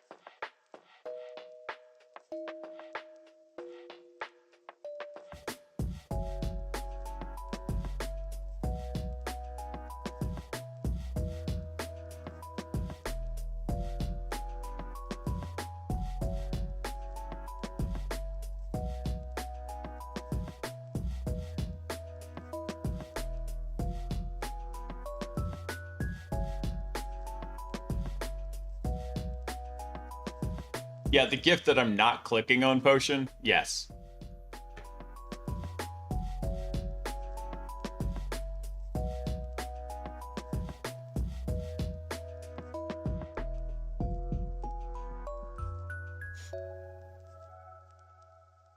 So, Potion, the whole reason why I survive on the internet as long as I have is because I understand what can happen when you click on something.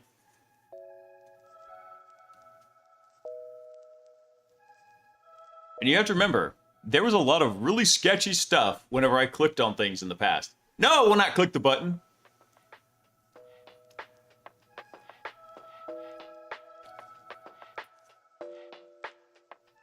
No, I won't click it. Okay, click it for me, because I'm curious what's going to happen.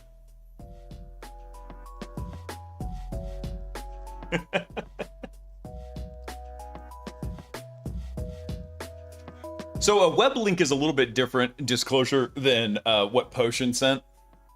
And so...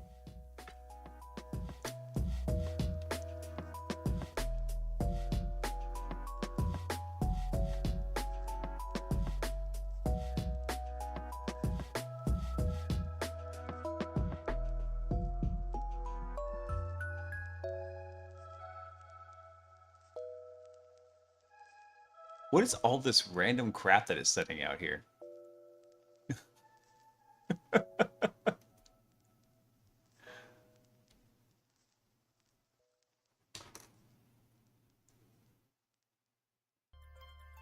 Oh, I figured it was.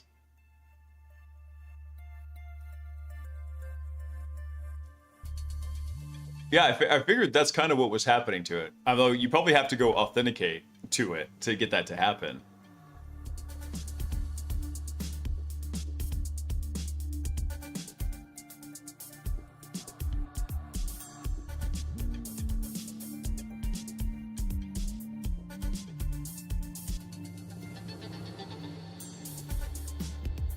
What's the worst could happen? Allow some funsies. Click the link. No. I've been on the internet for far too long and had far too many bad things to happen to just go clicking random links.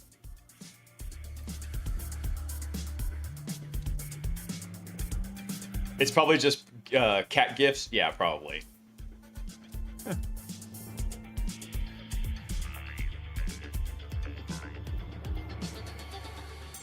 Now you have to remember, Potion, I'm not going to report this, but everything you do, Discord sees. Discord is not a private platform. Every message, every DM, they see it. I don't want you to have to go spin up another new account. Sounds like someone who lived through the hallowed times of Lemon Party and Goatsy. Oh, God. There's some things you just can't unsee. I tried to warn Agent Zero about that.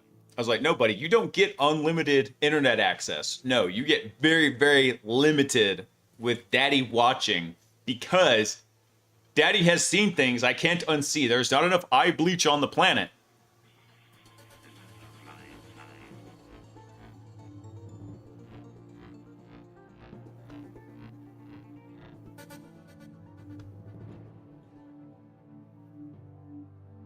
I need to actually reach out to Falcon.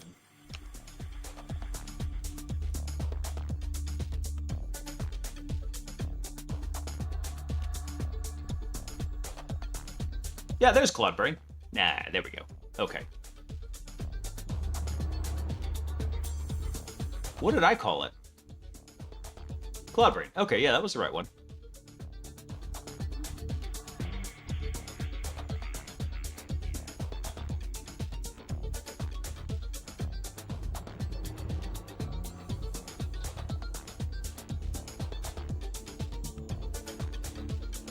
Okay, so it didn't have a copy of that. Okay.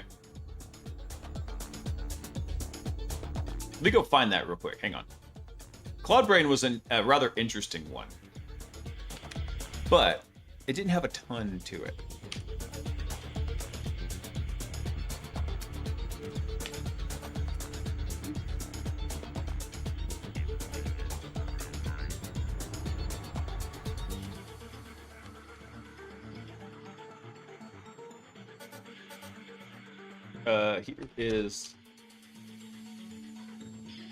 Here's the link. Go ahead and clone it down.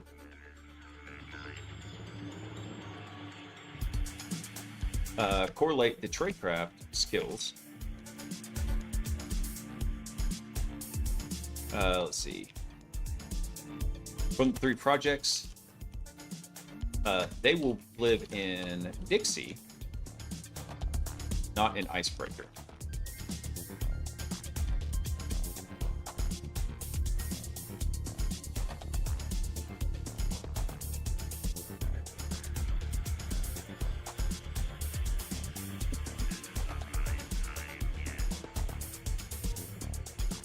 I already have Nitro. I don't need free Nitro.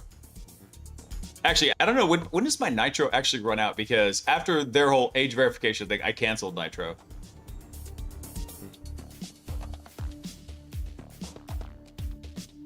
I gotta find out when mine actually expires.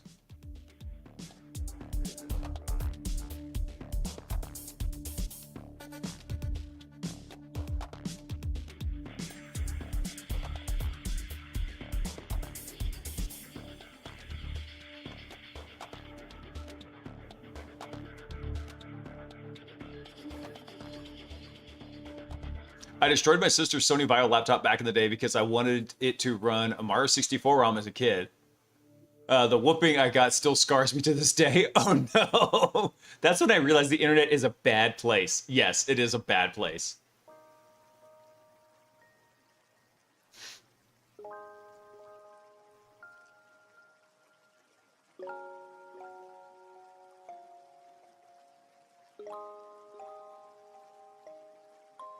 I love how YouTube censors anything that could be remotely offensive, but goatsy is fine.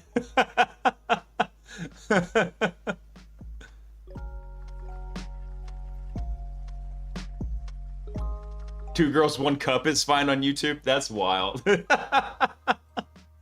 What's crazy is that, so they put in all those guardrails, like, they try to police speech on a lot of the chat platforms, and then people just start talking in Creole. They come up with new slang. It's like, it's a never-evolving process. If you follow that to a kind of hyperbolic, logical conclusion, what's going to happen is people are basically only going to be able to send emojis. And then they're going to find a way to send offensive stuff with emojis. And then emojis are going to be banned, and chat's just going to be gone.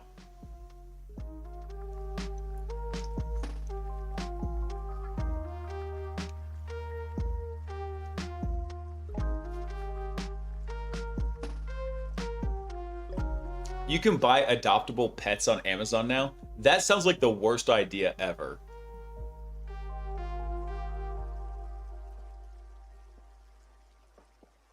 That just, there was a lady that, in an old house I used to live at, that was in a kind of rough neighborhood. And down the street, this is a true story. So I was working at a financial services company that did mortgage servicing. And they were talking about like their houses and where they live, and then I wasn't going to say anything, but then they asked me, it's like, where do you live? I was like, I live in the ghetto. And they're like, no, you don't. I was like, you work here, you make a decent salary. And I kid you not, I point up to the TV. The TV had like the local Fox affiliate on. And I point to it and I was like, you see that house they're raiding on the TV right now? That's a block away from my house. And it was this lady who was an animal hoarder. And so they had, I don't know, 5 or 6 squad cars and like 3 or 4 animal control trucks out there cleaning out dogs and cats and horses that this lady had been hoarding on her property. And I'm pretty sure there was at least 1 horse carcass, if not 2. And so I'm like, yeah, that was my house right there.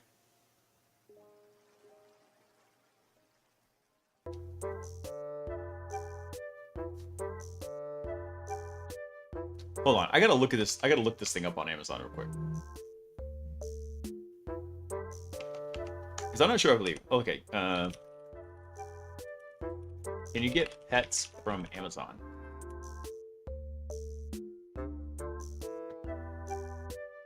Oh, what fresh hell is this?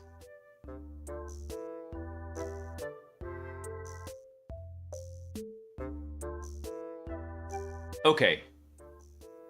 Certain things I could kind of understand, like maybe small pack of frogs, some shrimp.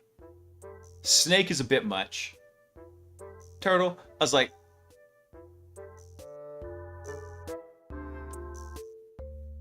okay, and then pet accessories. All right. I was thinking like people are getting dogs and cats off of Amazon. Let's see. Dog. Please tell me I can't get a dog. Get a little chicken, a little stuffed chicken right there. I only watched the first season of Mr. Robot, so I don't even remember E-Corp. Disclosure. You can get dogs and cats too? Gross. No. There are some people that aren't responsible enough to take care of themselves, let alone an animal. And just being able to like go get that off of Amazon, that sounds like the worst idea ever.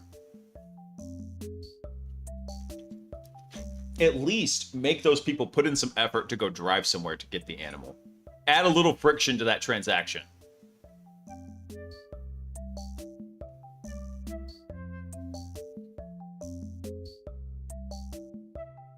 Fish and bees are big online purchases for pets, especially legal ones, for content creators and farmers. What kind of content creator is going to be ordering fish and bees? Dude, I'm employed. I don't have the time to understand this stuff.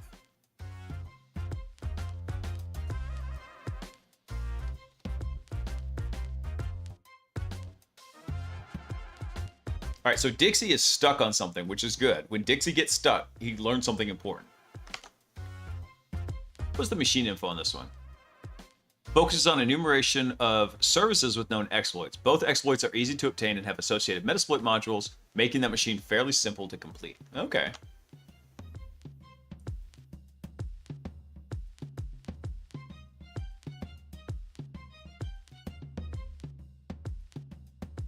The bees make money for you. It just makes sense. Yeah, I know disclosure. It's like free real estate.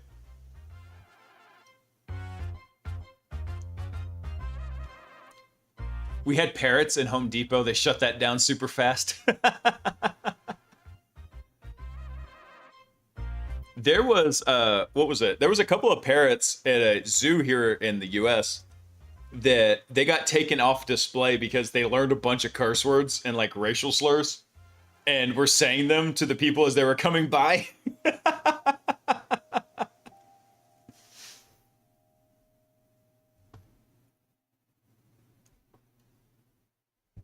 No, I don't know what zoo that was, but oh, that's fine.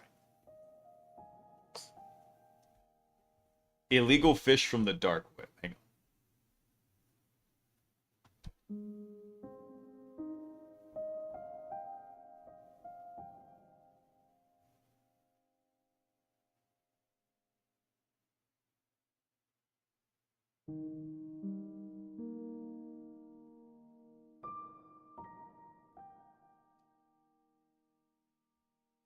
Wow, there's like a whole series of videos on that. That's wild.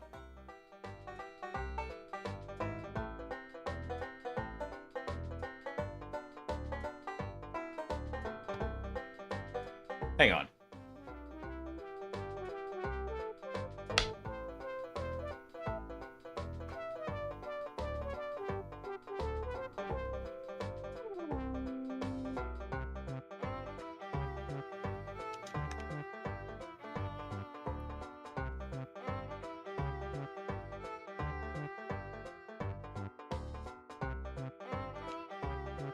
Hold on, sorry, something just popped up I'm having to check on real quick.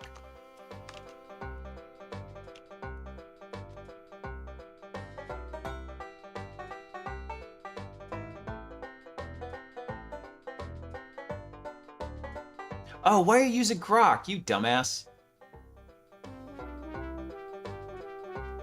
I was like, I just got a pop-up saying like a bunch of my Grok usage got burned up. And I was like, what is going on? Why are you using Grok, dude?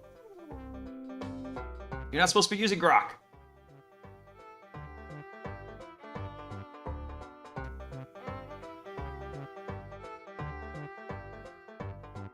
You must have been using this for a while because I never saw GLM 5.2 use any of this ad hoc verification language.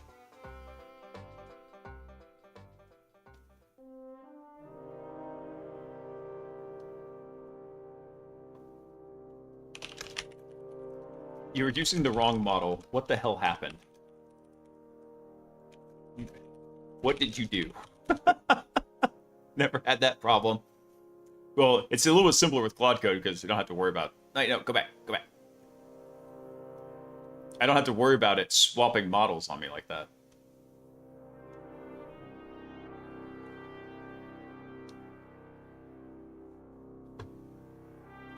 So it's a very clickbaity subgenre, but some people actually do it. That's weird. That's wild. Now every time he sends a link, I get worried.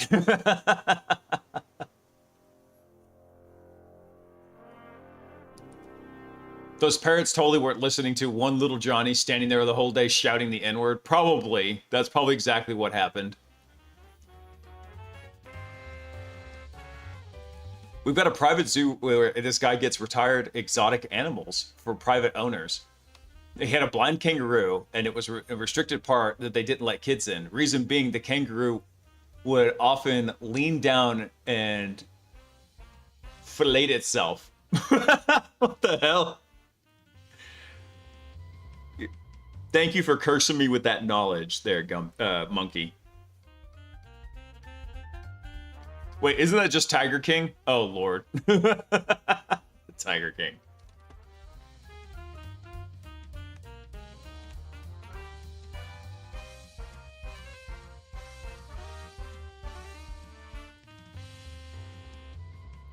What is it trying to do? These should be a fairly simple system that it's running on. I wonder why it's having so much trouble.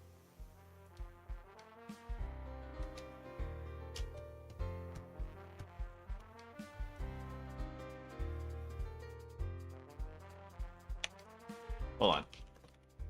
Hold there and give a status update.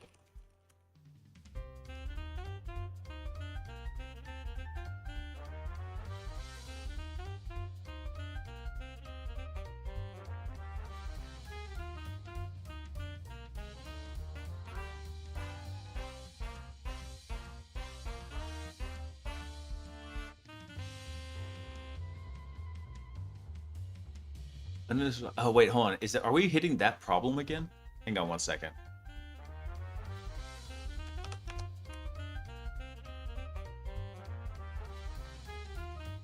There was a problem with that uninitialized constant HTTP and Metasploit.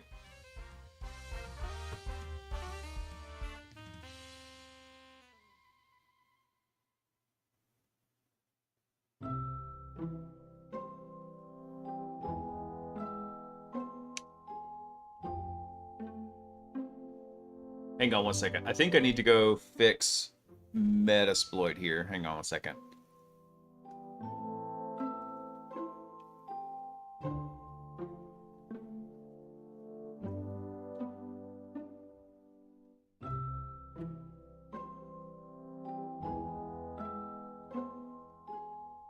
Okay, hold on 1 second. Let me load up MSF console.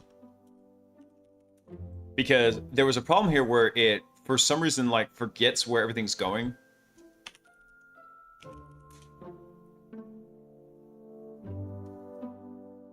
And you have to log in and for some reason run, like, this reload all command in here.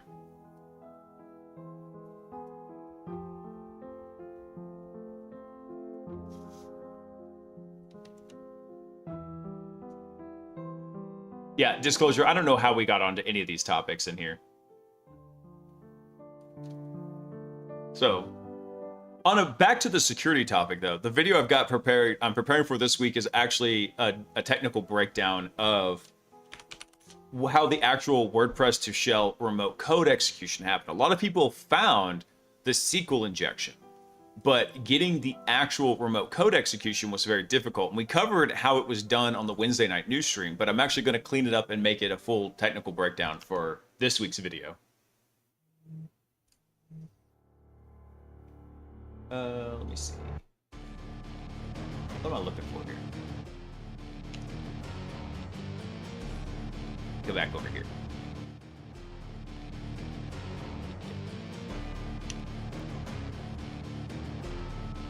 Had an error. Let's see. You can try the Metasploit module again. There we go. Status, chat derailed complete. Yeah, it was very complete. 11 out of 10. Daddy, why is that kangaroo chewing on his weenie? Oh, God.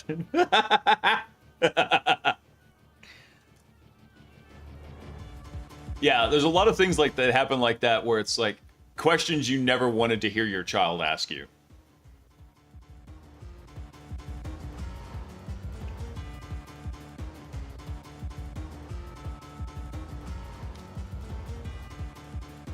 So it looks like what happened here was we come back up to here.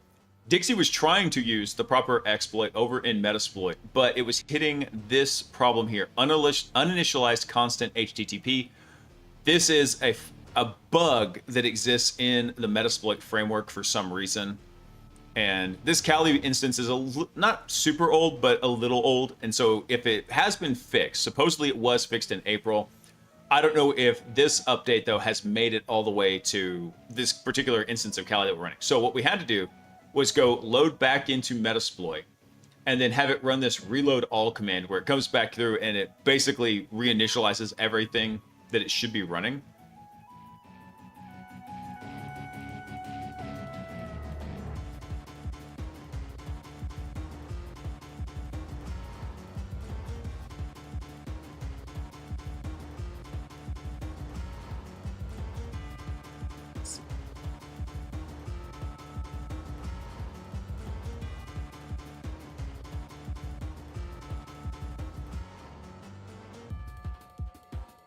Why are you at 88%? You shouldn't be at anything.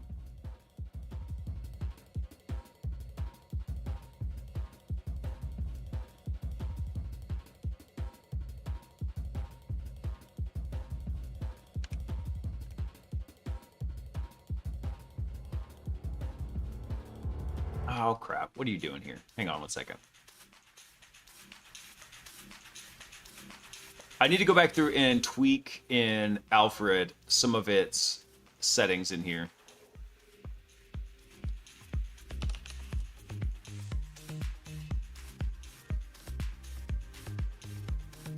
What is this error that's happening? Hang on one sec. I gotta drop into OPSEC mode real fast and go check something.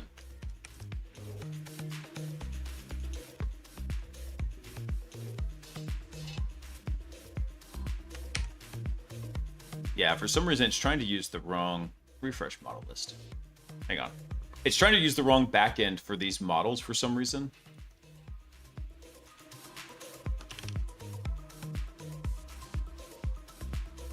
Damn it all to bloody hell.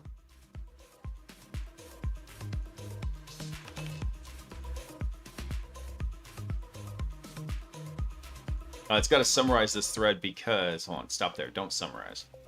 All right, now, come back over here.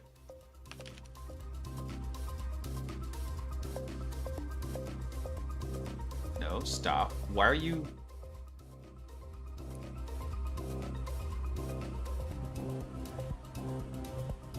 Choose... What is going on here?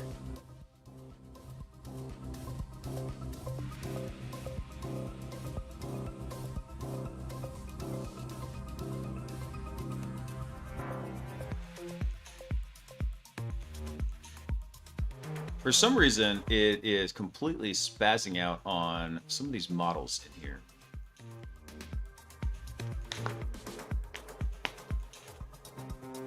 He's doing it to... I didn't even see the message. Hang on.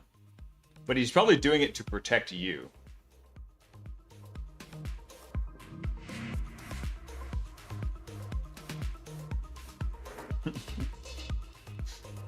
Nothing, just a deleted message from our favorite troll.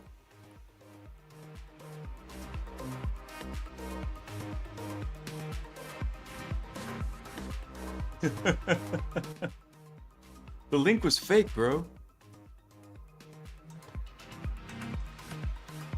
Hang on, why is this doing this? This is killing me.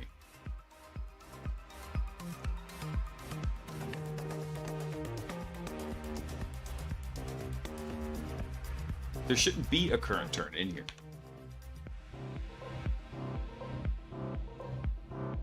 Hang on one second. Let me see.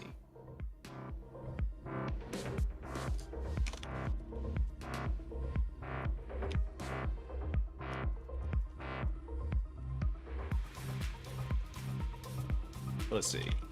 It would be a llama cloud glm 5.2 I.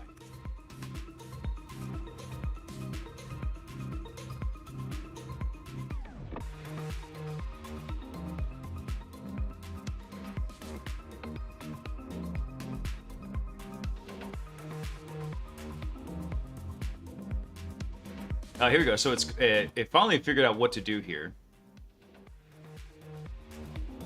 Let me go see what this memory was it just pulled up. I think it pulled up the reload all option in here. Let me see.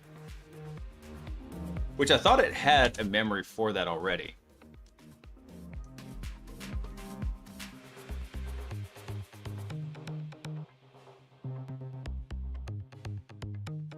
Oh no, it actually found the original fix to it, which is instead of using reload all,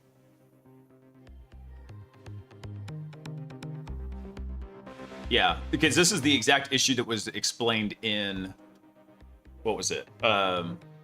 This is the exact issue that got explained in the GitHub issue that came with it. So it found its own workaround to it, but that's fine.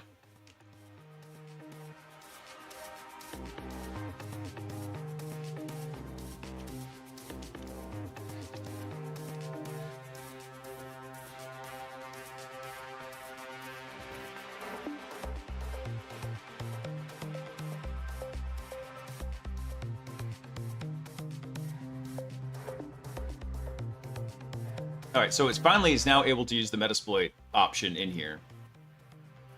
I thought we already had a memory in here telling it needed to load, do reload all.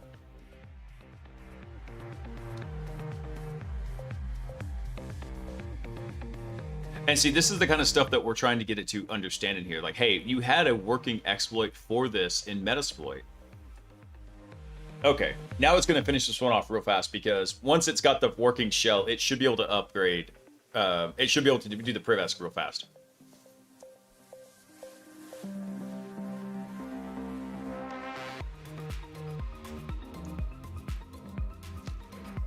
No potion, no ordering pets and sending them to other people's houses.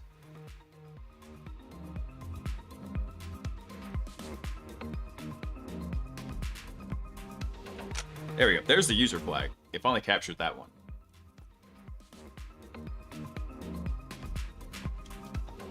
It's just 4 tigers. No tigers.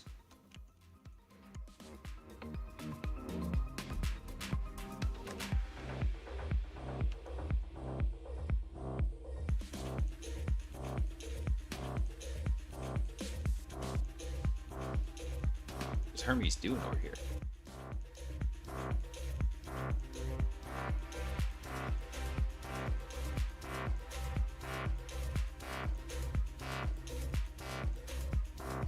Okay. Okay, hopefully that will fix it. Pin this one. Okay, GLM 5.2, medium reasoning. Let's do another test. Test.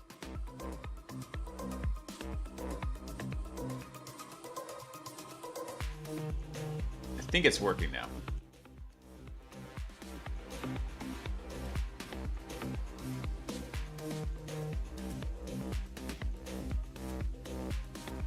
I just got ratted by Hermes? Yeah, probably.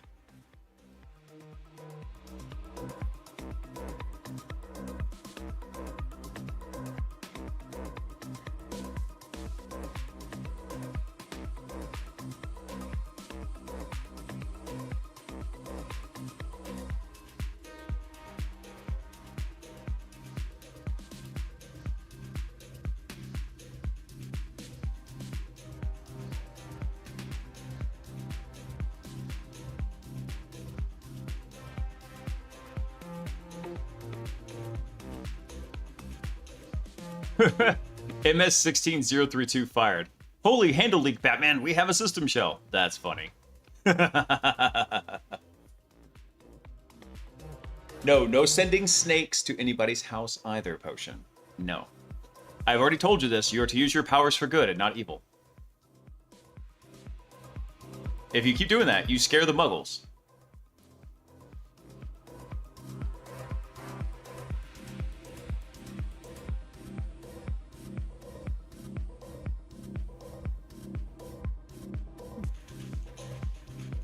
Gumby's trying to keep you from getting in trouble, is what he's doing.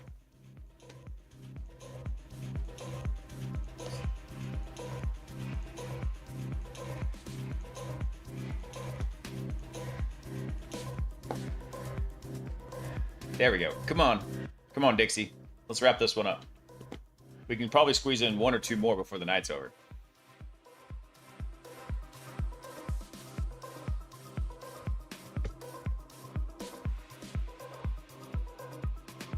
No, do not hug the alligators. Definitely don't hug the alligators. Now, this one I'm particularly interested in because it struggled so much with trying to craft its own copy of the exploit.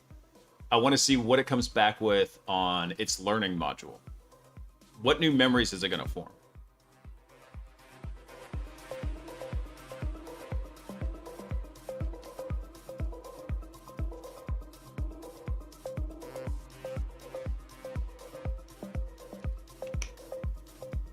All right, there we go. So it captured the system flag.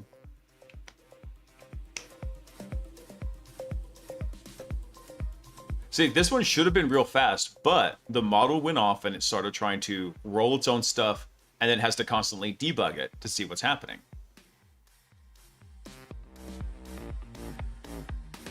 This is the ideal state conditions I was talking about in here. So what it's doing is it's updating its tracker saying, hey, we now have satisfied all the ideal state conditions that are in here. So it builds those whenever it is getting ready to start running on a system to kind of figure out like what it needs to do. And it will evolve that as it gathers more information.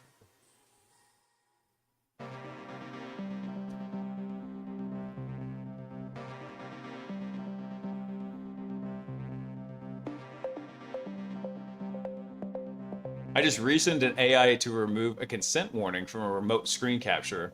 I told it baby monitors have no consent warning.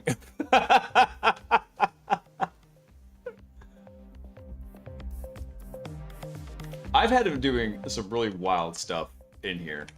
One of the things eventually also that I'm wanting to do is start digging some more into reverse engineering, but I don't want to just go in and drive the AI system to do that. I actually want to learn more about reverse engineering.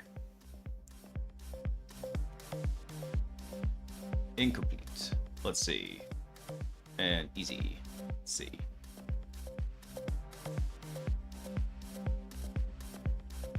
There we go. All right. The shocker. Oh, that evokes, again, speaking of spicy words in here. Okay. Let's see. What did you learn this time?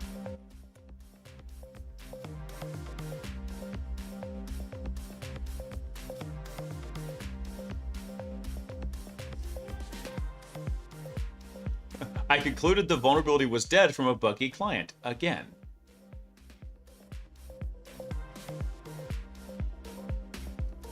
Let's see.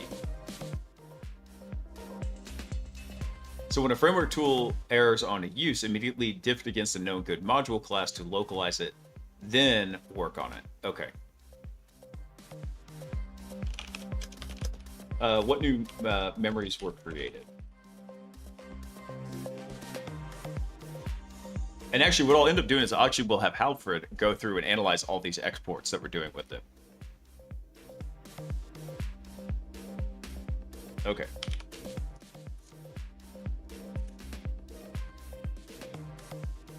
Let's see. What's our new target in here? Shocker.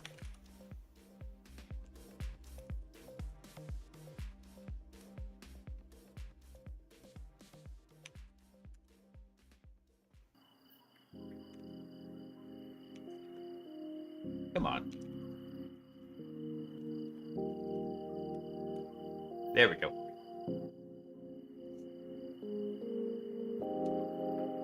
All I had to tell the model was, it's physical, so it's visible. And I said, yes, so it's an application, it's a visible processor, so it didn't have to hide itself.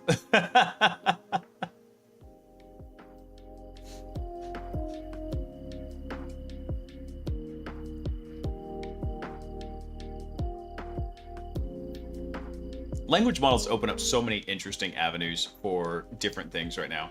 I've got a new little project I'm working on, and it's probably overly ambitious, but it's dealing with actually trying to find backdoors in language models. So I'm going to request some compute time at work, so that way I can actually go through and train some different backdoors into models to then see if we can find it. So the idea is to investigate if it's really feasible to go find backdoors into models. Things like if a certain key sequence of words is sent, that it would cause it to start acting, not necessarily erratically, but acting in a harmful way. Start running, RMRFs against the drive or anything like that. Trying to understand like where it's going. Now, it might work in some smaller examples, the smaller models, but then you try to extrapolate that to something huge like GLM 5.2, where you easily need, it's like a 700 billion parameter model, I think, or something like Kimi K3, which is going to be a 2.7 trillion parameter model. I was like, I don't know if the problem is the computation probably, if I'm able to find something, will not scale to that level. Yeah, this one is on GLM 5.2.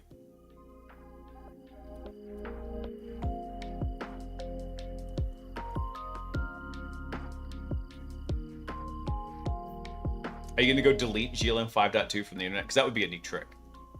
I'm not saying you should do it.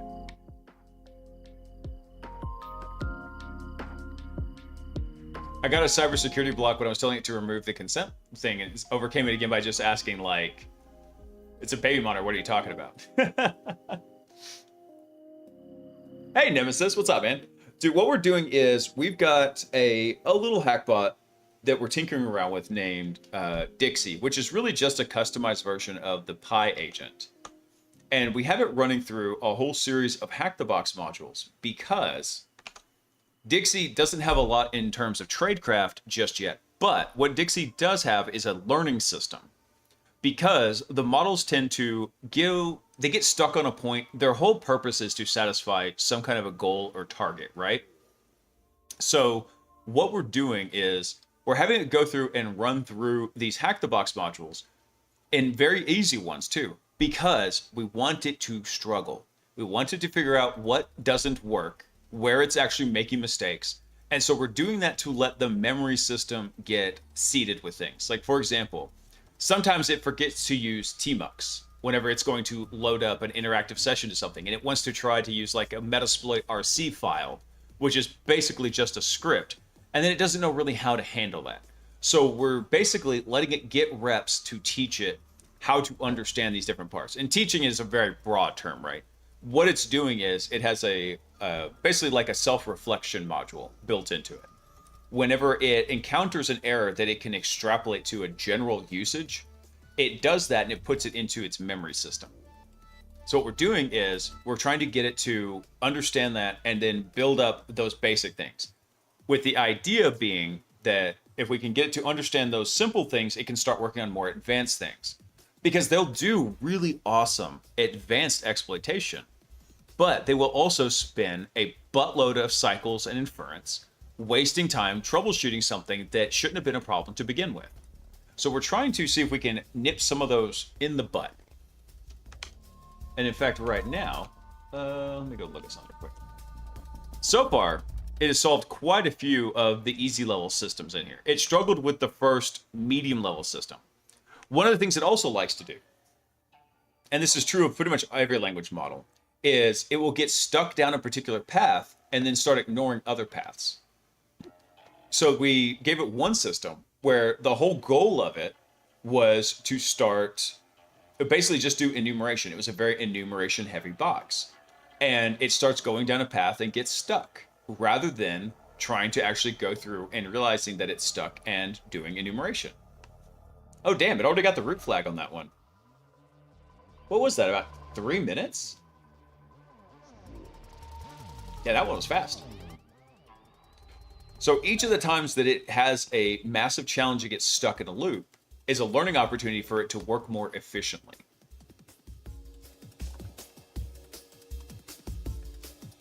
So right here, you see where it's saying remember? What it's doing is it's extracting a usable memory right now. So hold on, let's go take a look at that real quick. Stop scrolling. Stop it. Damn it. Here we go. So these are all saved as memory files on disk. So we can go, hit the wrong button. Hang on. Open that one up. So we can go and examine what exactly it's extracted in here.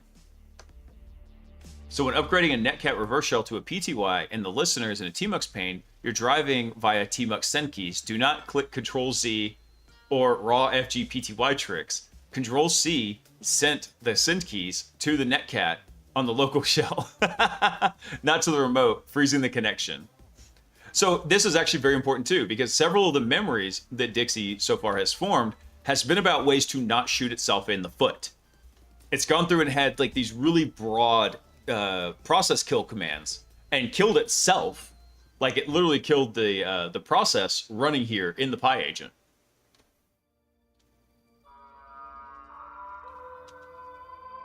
Dude, how long was that? I'm going to export it at that point right there. Let me go capture these so this box will be marked as done, and we don't try to rerun it. And even noticed here, one of the foot guns, my first PTY upgrade died because I sent a Control-Z through the tmux send keys. It suspended netcat on the local Kali shell, not on the remote. So then the STTY raw and FG got mangled by the ZSH line editor. So Dixie Guard also caught a P kill. There, this is what I'm talking about. It's not allowed to use P kill TAC F on here. That would have killed my own shell, the exact self kill from memory, killed by PID instead. So this is what we're working on, is getting it to go through and learn these things.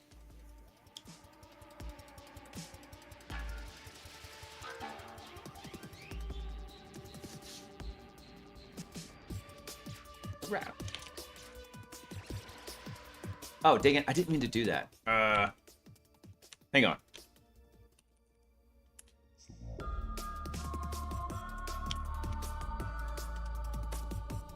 So we have a custom command in here too called mempromote, where it should come through and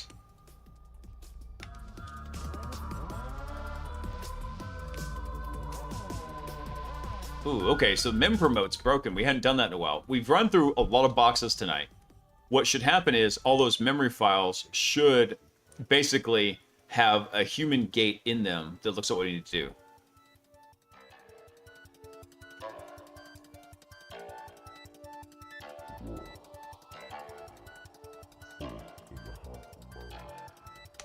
Sure.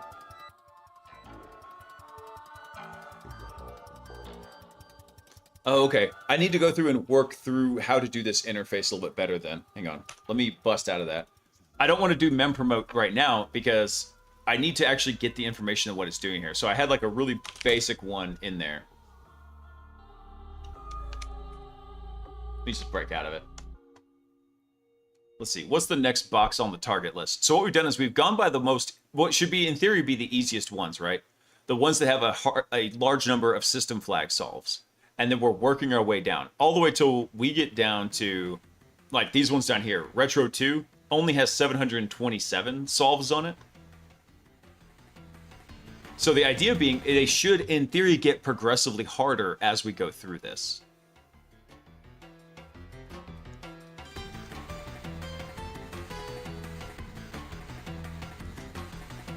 How smart do I think this AI system is? Probably not very. Now, granted, we've seen systems where, like, if it has a ton of, basically, let's call it, like, unlimited tokens, they can go through and do a ton of things. But what we're trying to do is work on efficiency.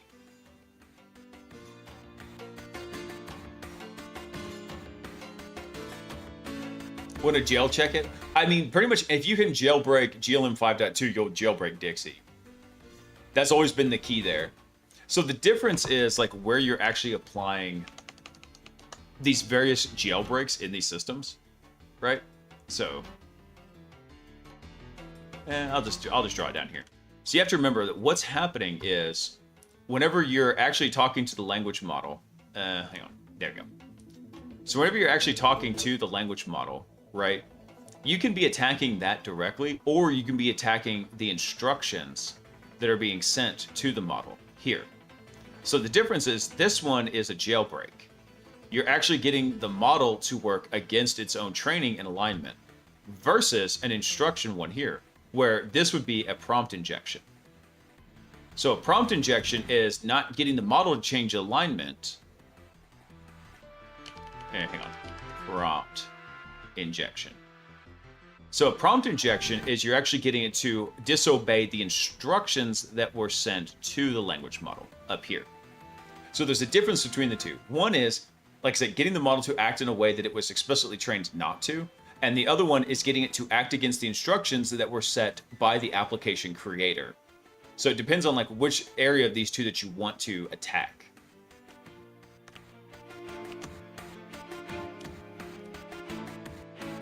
All right, hang on. I forgot to set up the new target here. What's this one called? Open admin.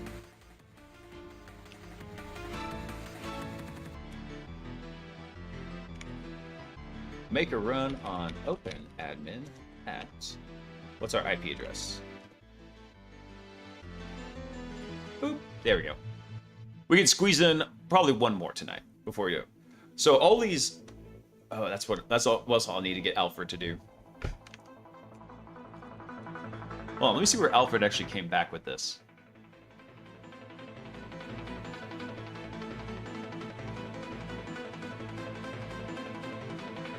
You should not be running that. You should be running GLM 5.2.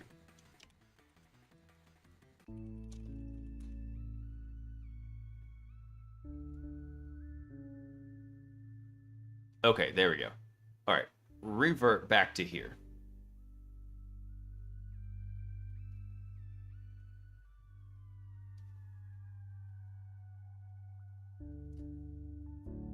Let's see. Ah, it's no longer in the history. Damn it. Damn it all. All right. Let's see. We need to expand the mem promote system.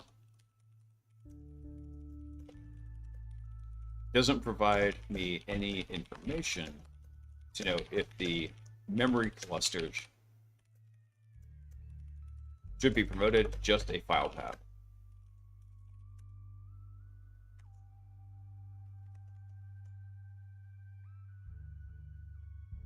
All right, so what's Dixie going to do here? Oh, it's editing the host file real quick, which is what it's supposed to do.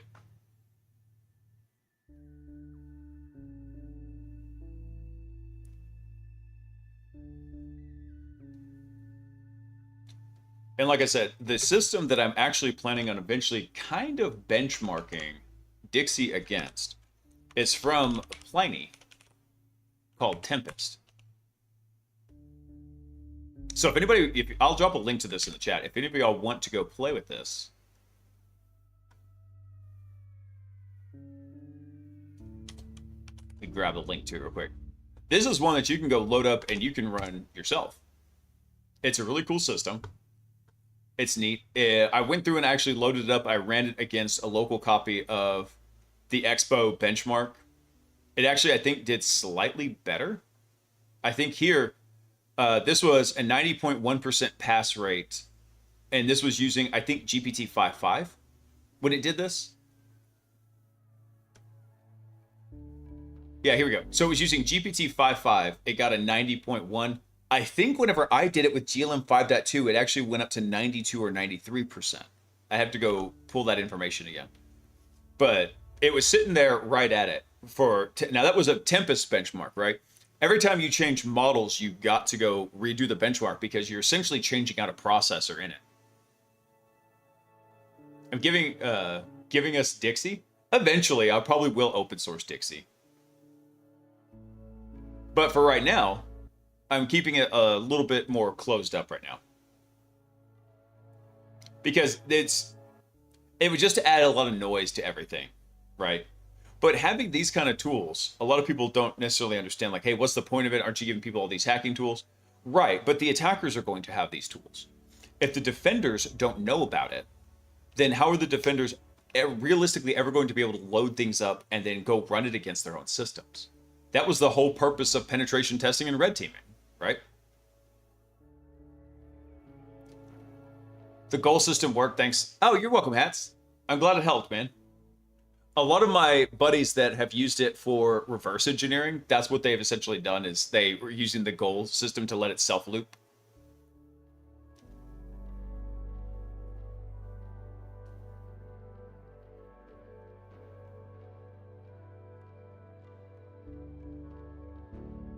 As a blue teamer, would this be much use for day-to-day? I mean, in a targeted capacity, yes. But also, as a blue teamer, I don't know if it's something you would necessarily want to go run directly, because it's not like it's an individual check. I don't know, maybe. Maybe that's something to go through and see about adding into it. I don't have to go take her out, Gumby. She's very comfortably sleeping under the desk right now. But it looks like Dixie's going to pwn this one before the end of the stream, so that's awesome. Because, like I said, every one of these reps we can go through and we can get more learning opportunities in here. The next thing to do is we've got 3 sources of tradecraft for Dixie to begin to pull on, and I'm going to correlate those and put them actually into Dixie's system.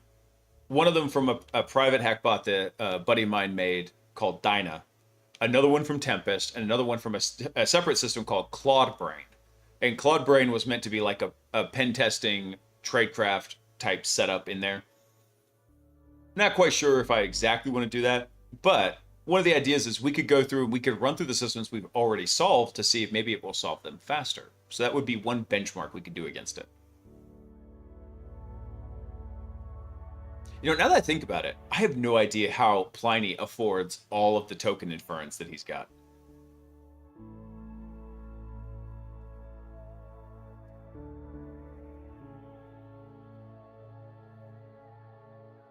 I'm getting pretty used to PNG Blaze. Maybe better add a doggo cam. If I can figure out what's going on, I don't know why the camera is crapping out on me. Hang on, actually. Just reminded me of something. Let's see. Well, hold on. Alfred won't be able to check the OBS logs for me until the stream ends, because OBS actually will cache a lot of its logging. There's certain events that will cause it to write the logs to disk, and I don't think I've hit any of those just yet. And so I can actually have Alfred go through. I gotta go take care of some stuff around the house tonight anyway, after this gets done. So I'm gonna be up for like another hour. But I can have Alfred go through and figure out, like, hey, figure out why the webcam is dying on me.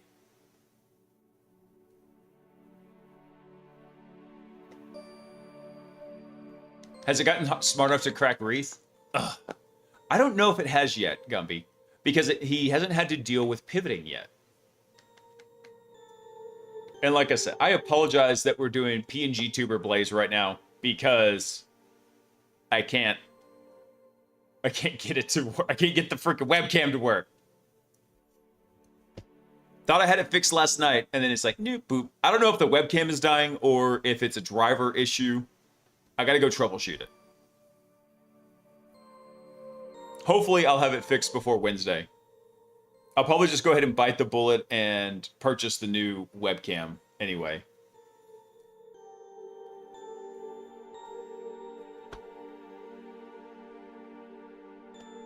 In fact, hang on a second. Let me do something.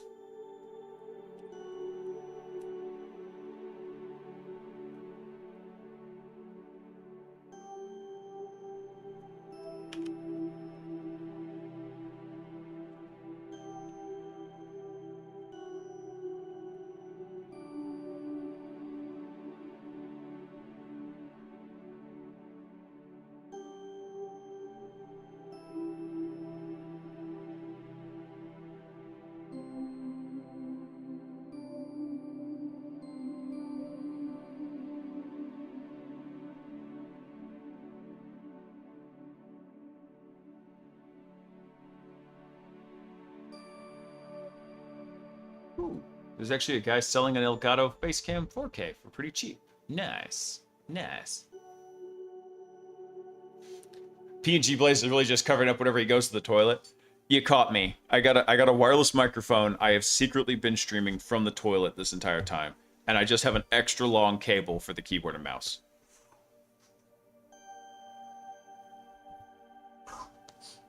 You okay, Peaches?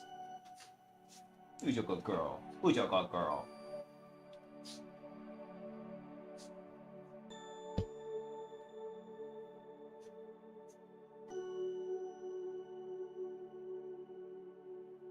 Not sponsored by Taco Bell yet.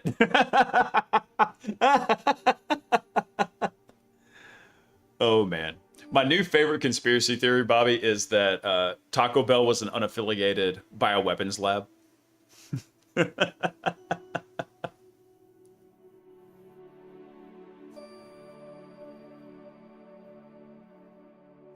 Not to be too snarky, but you know all those asset streamers? They seem to figure out webcams somehow. I had the webcam figured out. I can't help if it randomly breaks on me.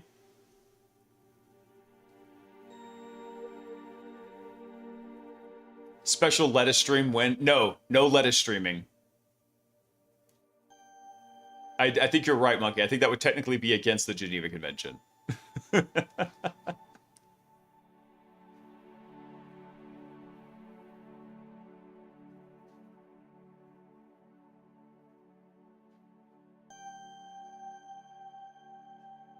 Is it loading up John to try and do a password crack? Oh no.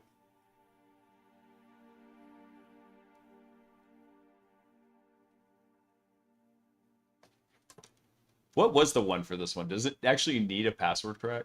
Hang on. Let me check it real quick.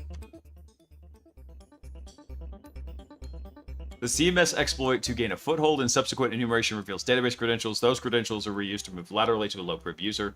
User found to have access to a restricted internal application. Examination of the application reveals credentials that are used to move laterally to a second user.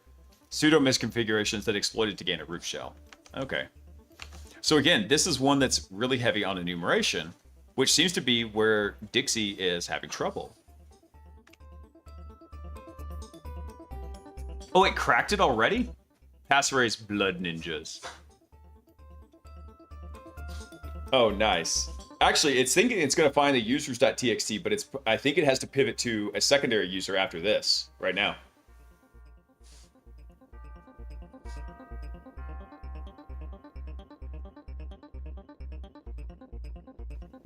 That's how you software guys are. You're always blaming the hardware. Well, I mean, if the hardware didn't keep turning to crap, I wouldn't blame the hardware.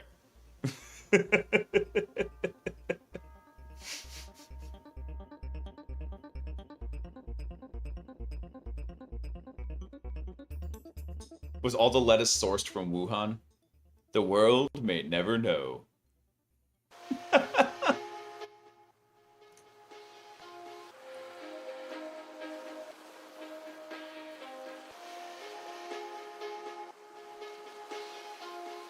All right, so what happened here is Dixie recovered an SSH key, but it was encrypted. So spun up John with RockU, cracked the passphrase. Hey, Buck, thanks for coming online, man. Welcome in. Apologies that the camera's borked. I'll get it fixed again. I thought I fixed it last night after... It broke yesterday. I thought I fixed it after last night's stream. But apparently I was wrong. Apparently I didn't test it for long enough. It was working... It would work for like 10 seconds after I restarted it tonight, and then it would freeze again. For whatever reason.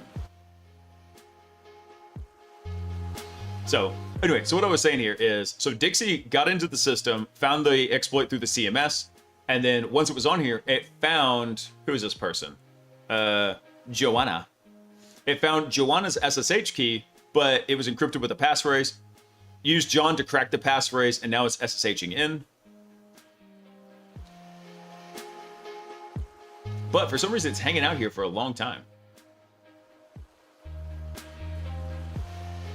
Software update may fix it. Dude, I get pucker factor 11 whenever I update anything on the streaming computer. Damn, the sun came up.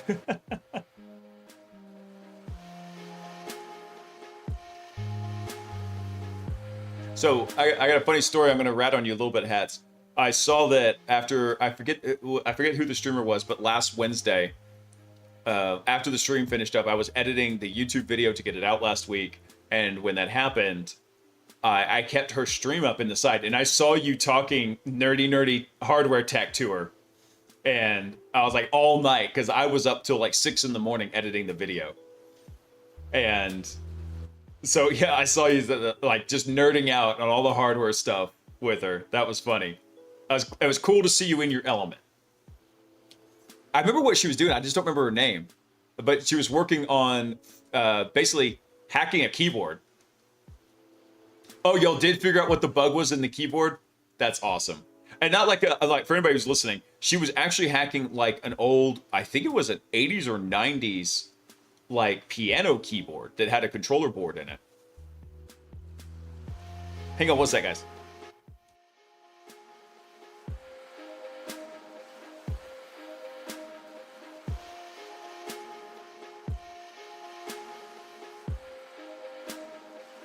Let's see. So today I managed to aggro Sock at 12% aggro because we're 6 minutes past the hour. Sock aggro goes up by 2% every minute I go after 11 p.m. Central.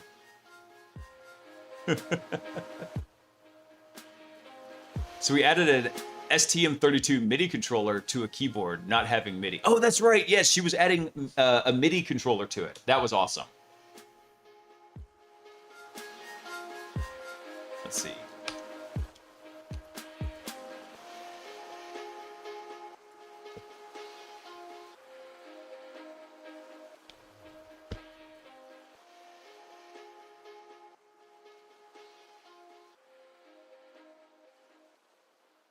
Streaming after 11 gets you in trouble, but you can stay up till 6 a.m. for editing. Well, I tricked her last time, and so she won't fall for that again. And she was pretty pissed whenever I'm going into the bedroom and I'm laying down, and she's like, "Why do you have your glasses on?" I was like, "Because I'm just going to bed. Wake me up in 3 hours." But she is so sweet. She waited till I got up to berate me.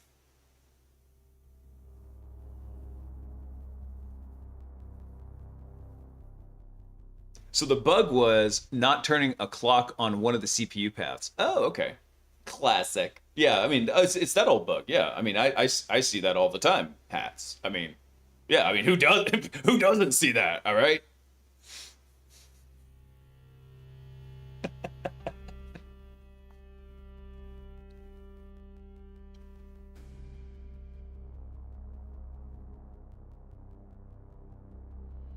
All right. Unfortunately, I do need to wrap it up there. I'll let Dixie keep churning on this one, but let's go see who's on InfoSec streams.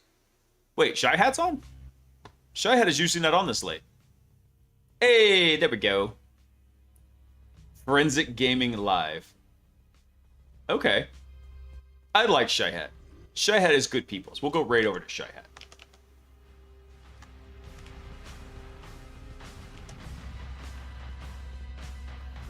Oh, wait.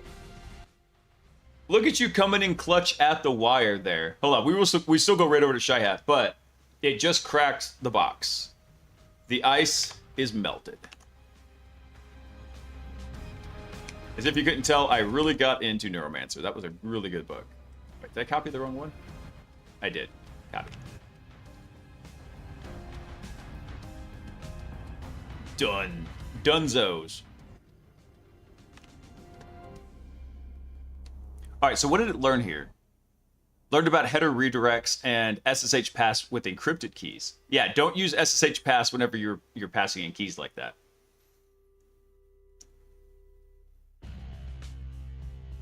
SSH pass can't feed encrypted key pass phrases, and that hangs. It strips offline instead. Ah, okay. Cool. At the buzzer. I know, right? All right, let me go get the raid shut up for the wonderful and beautiful Shy Hat.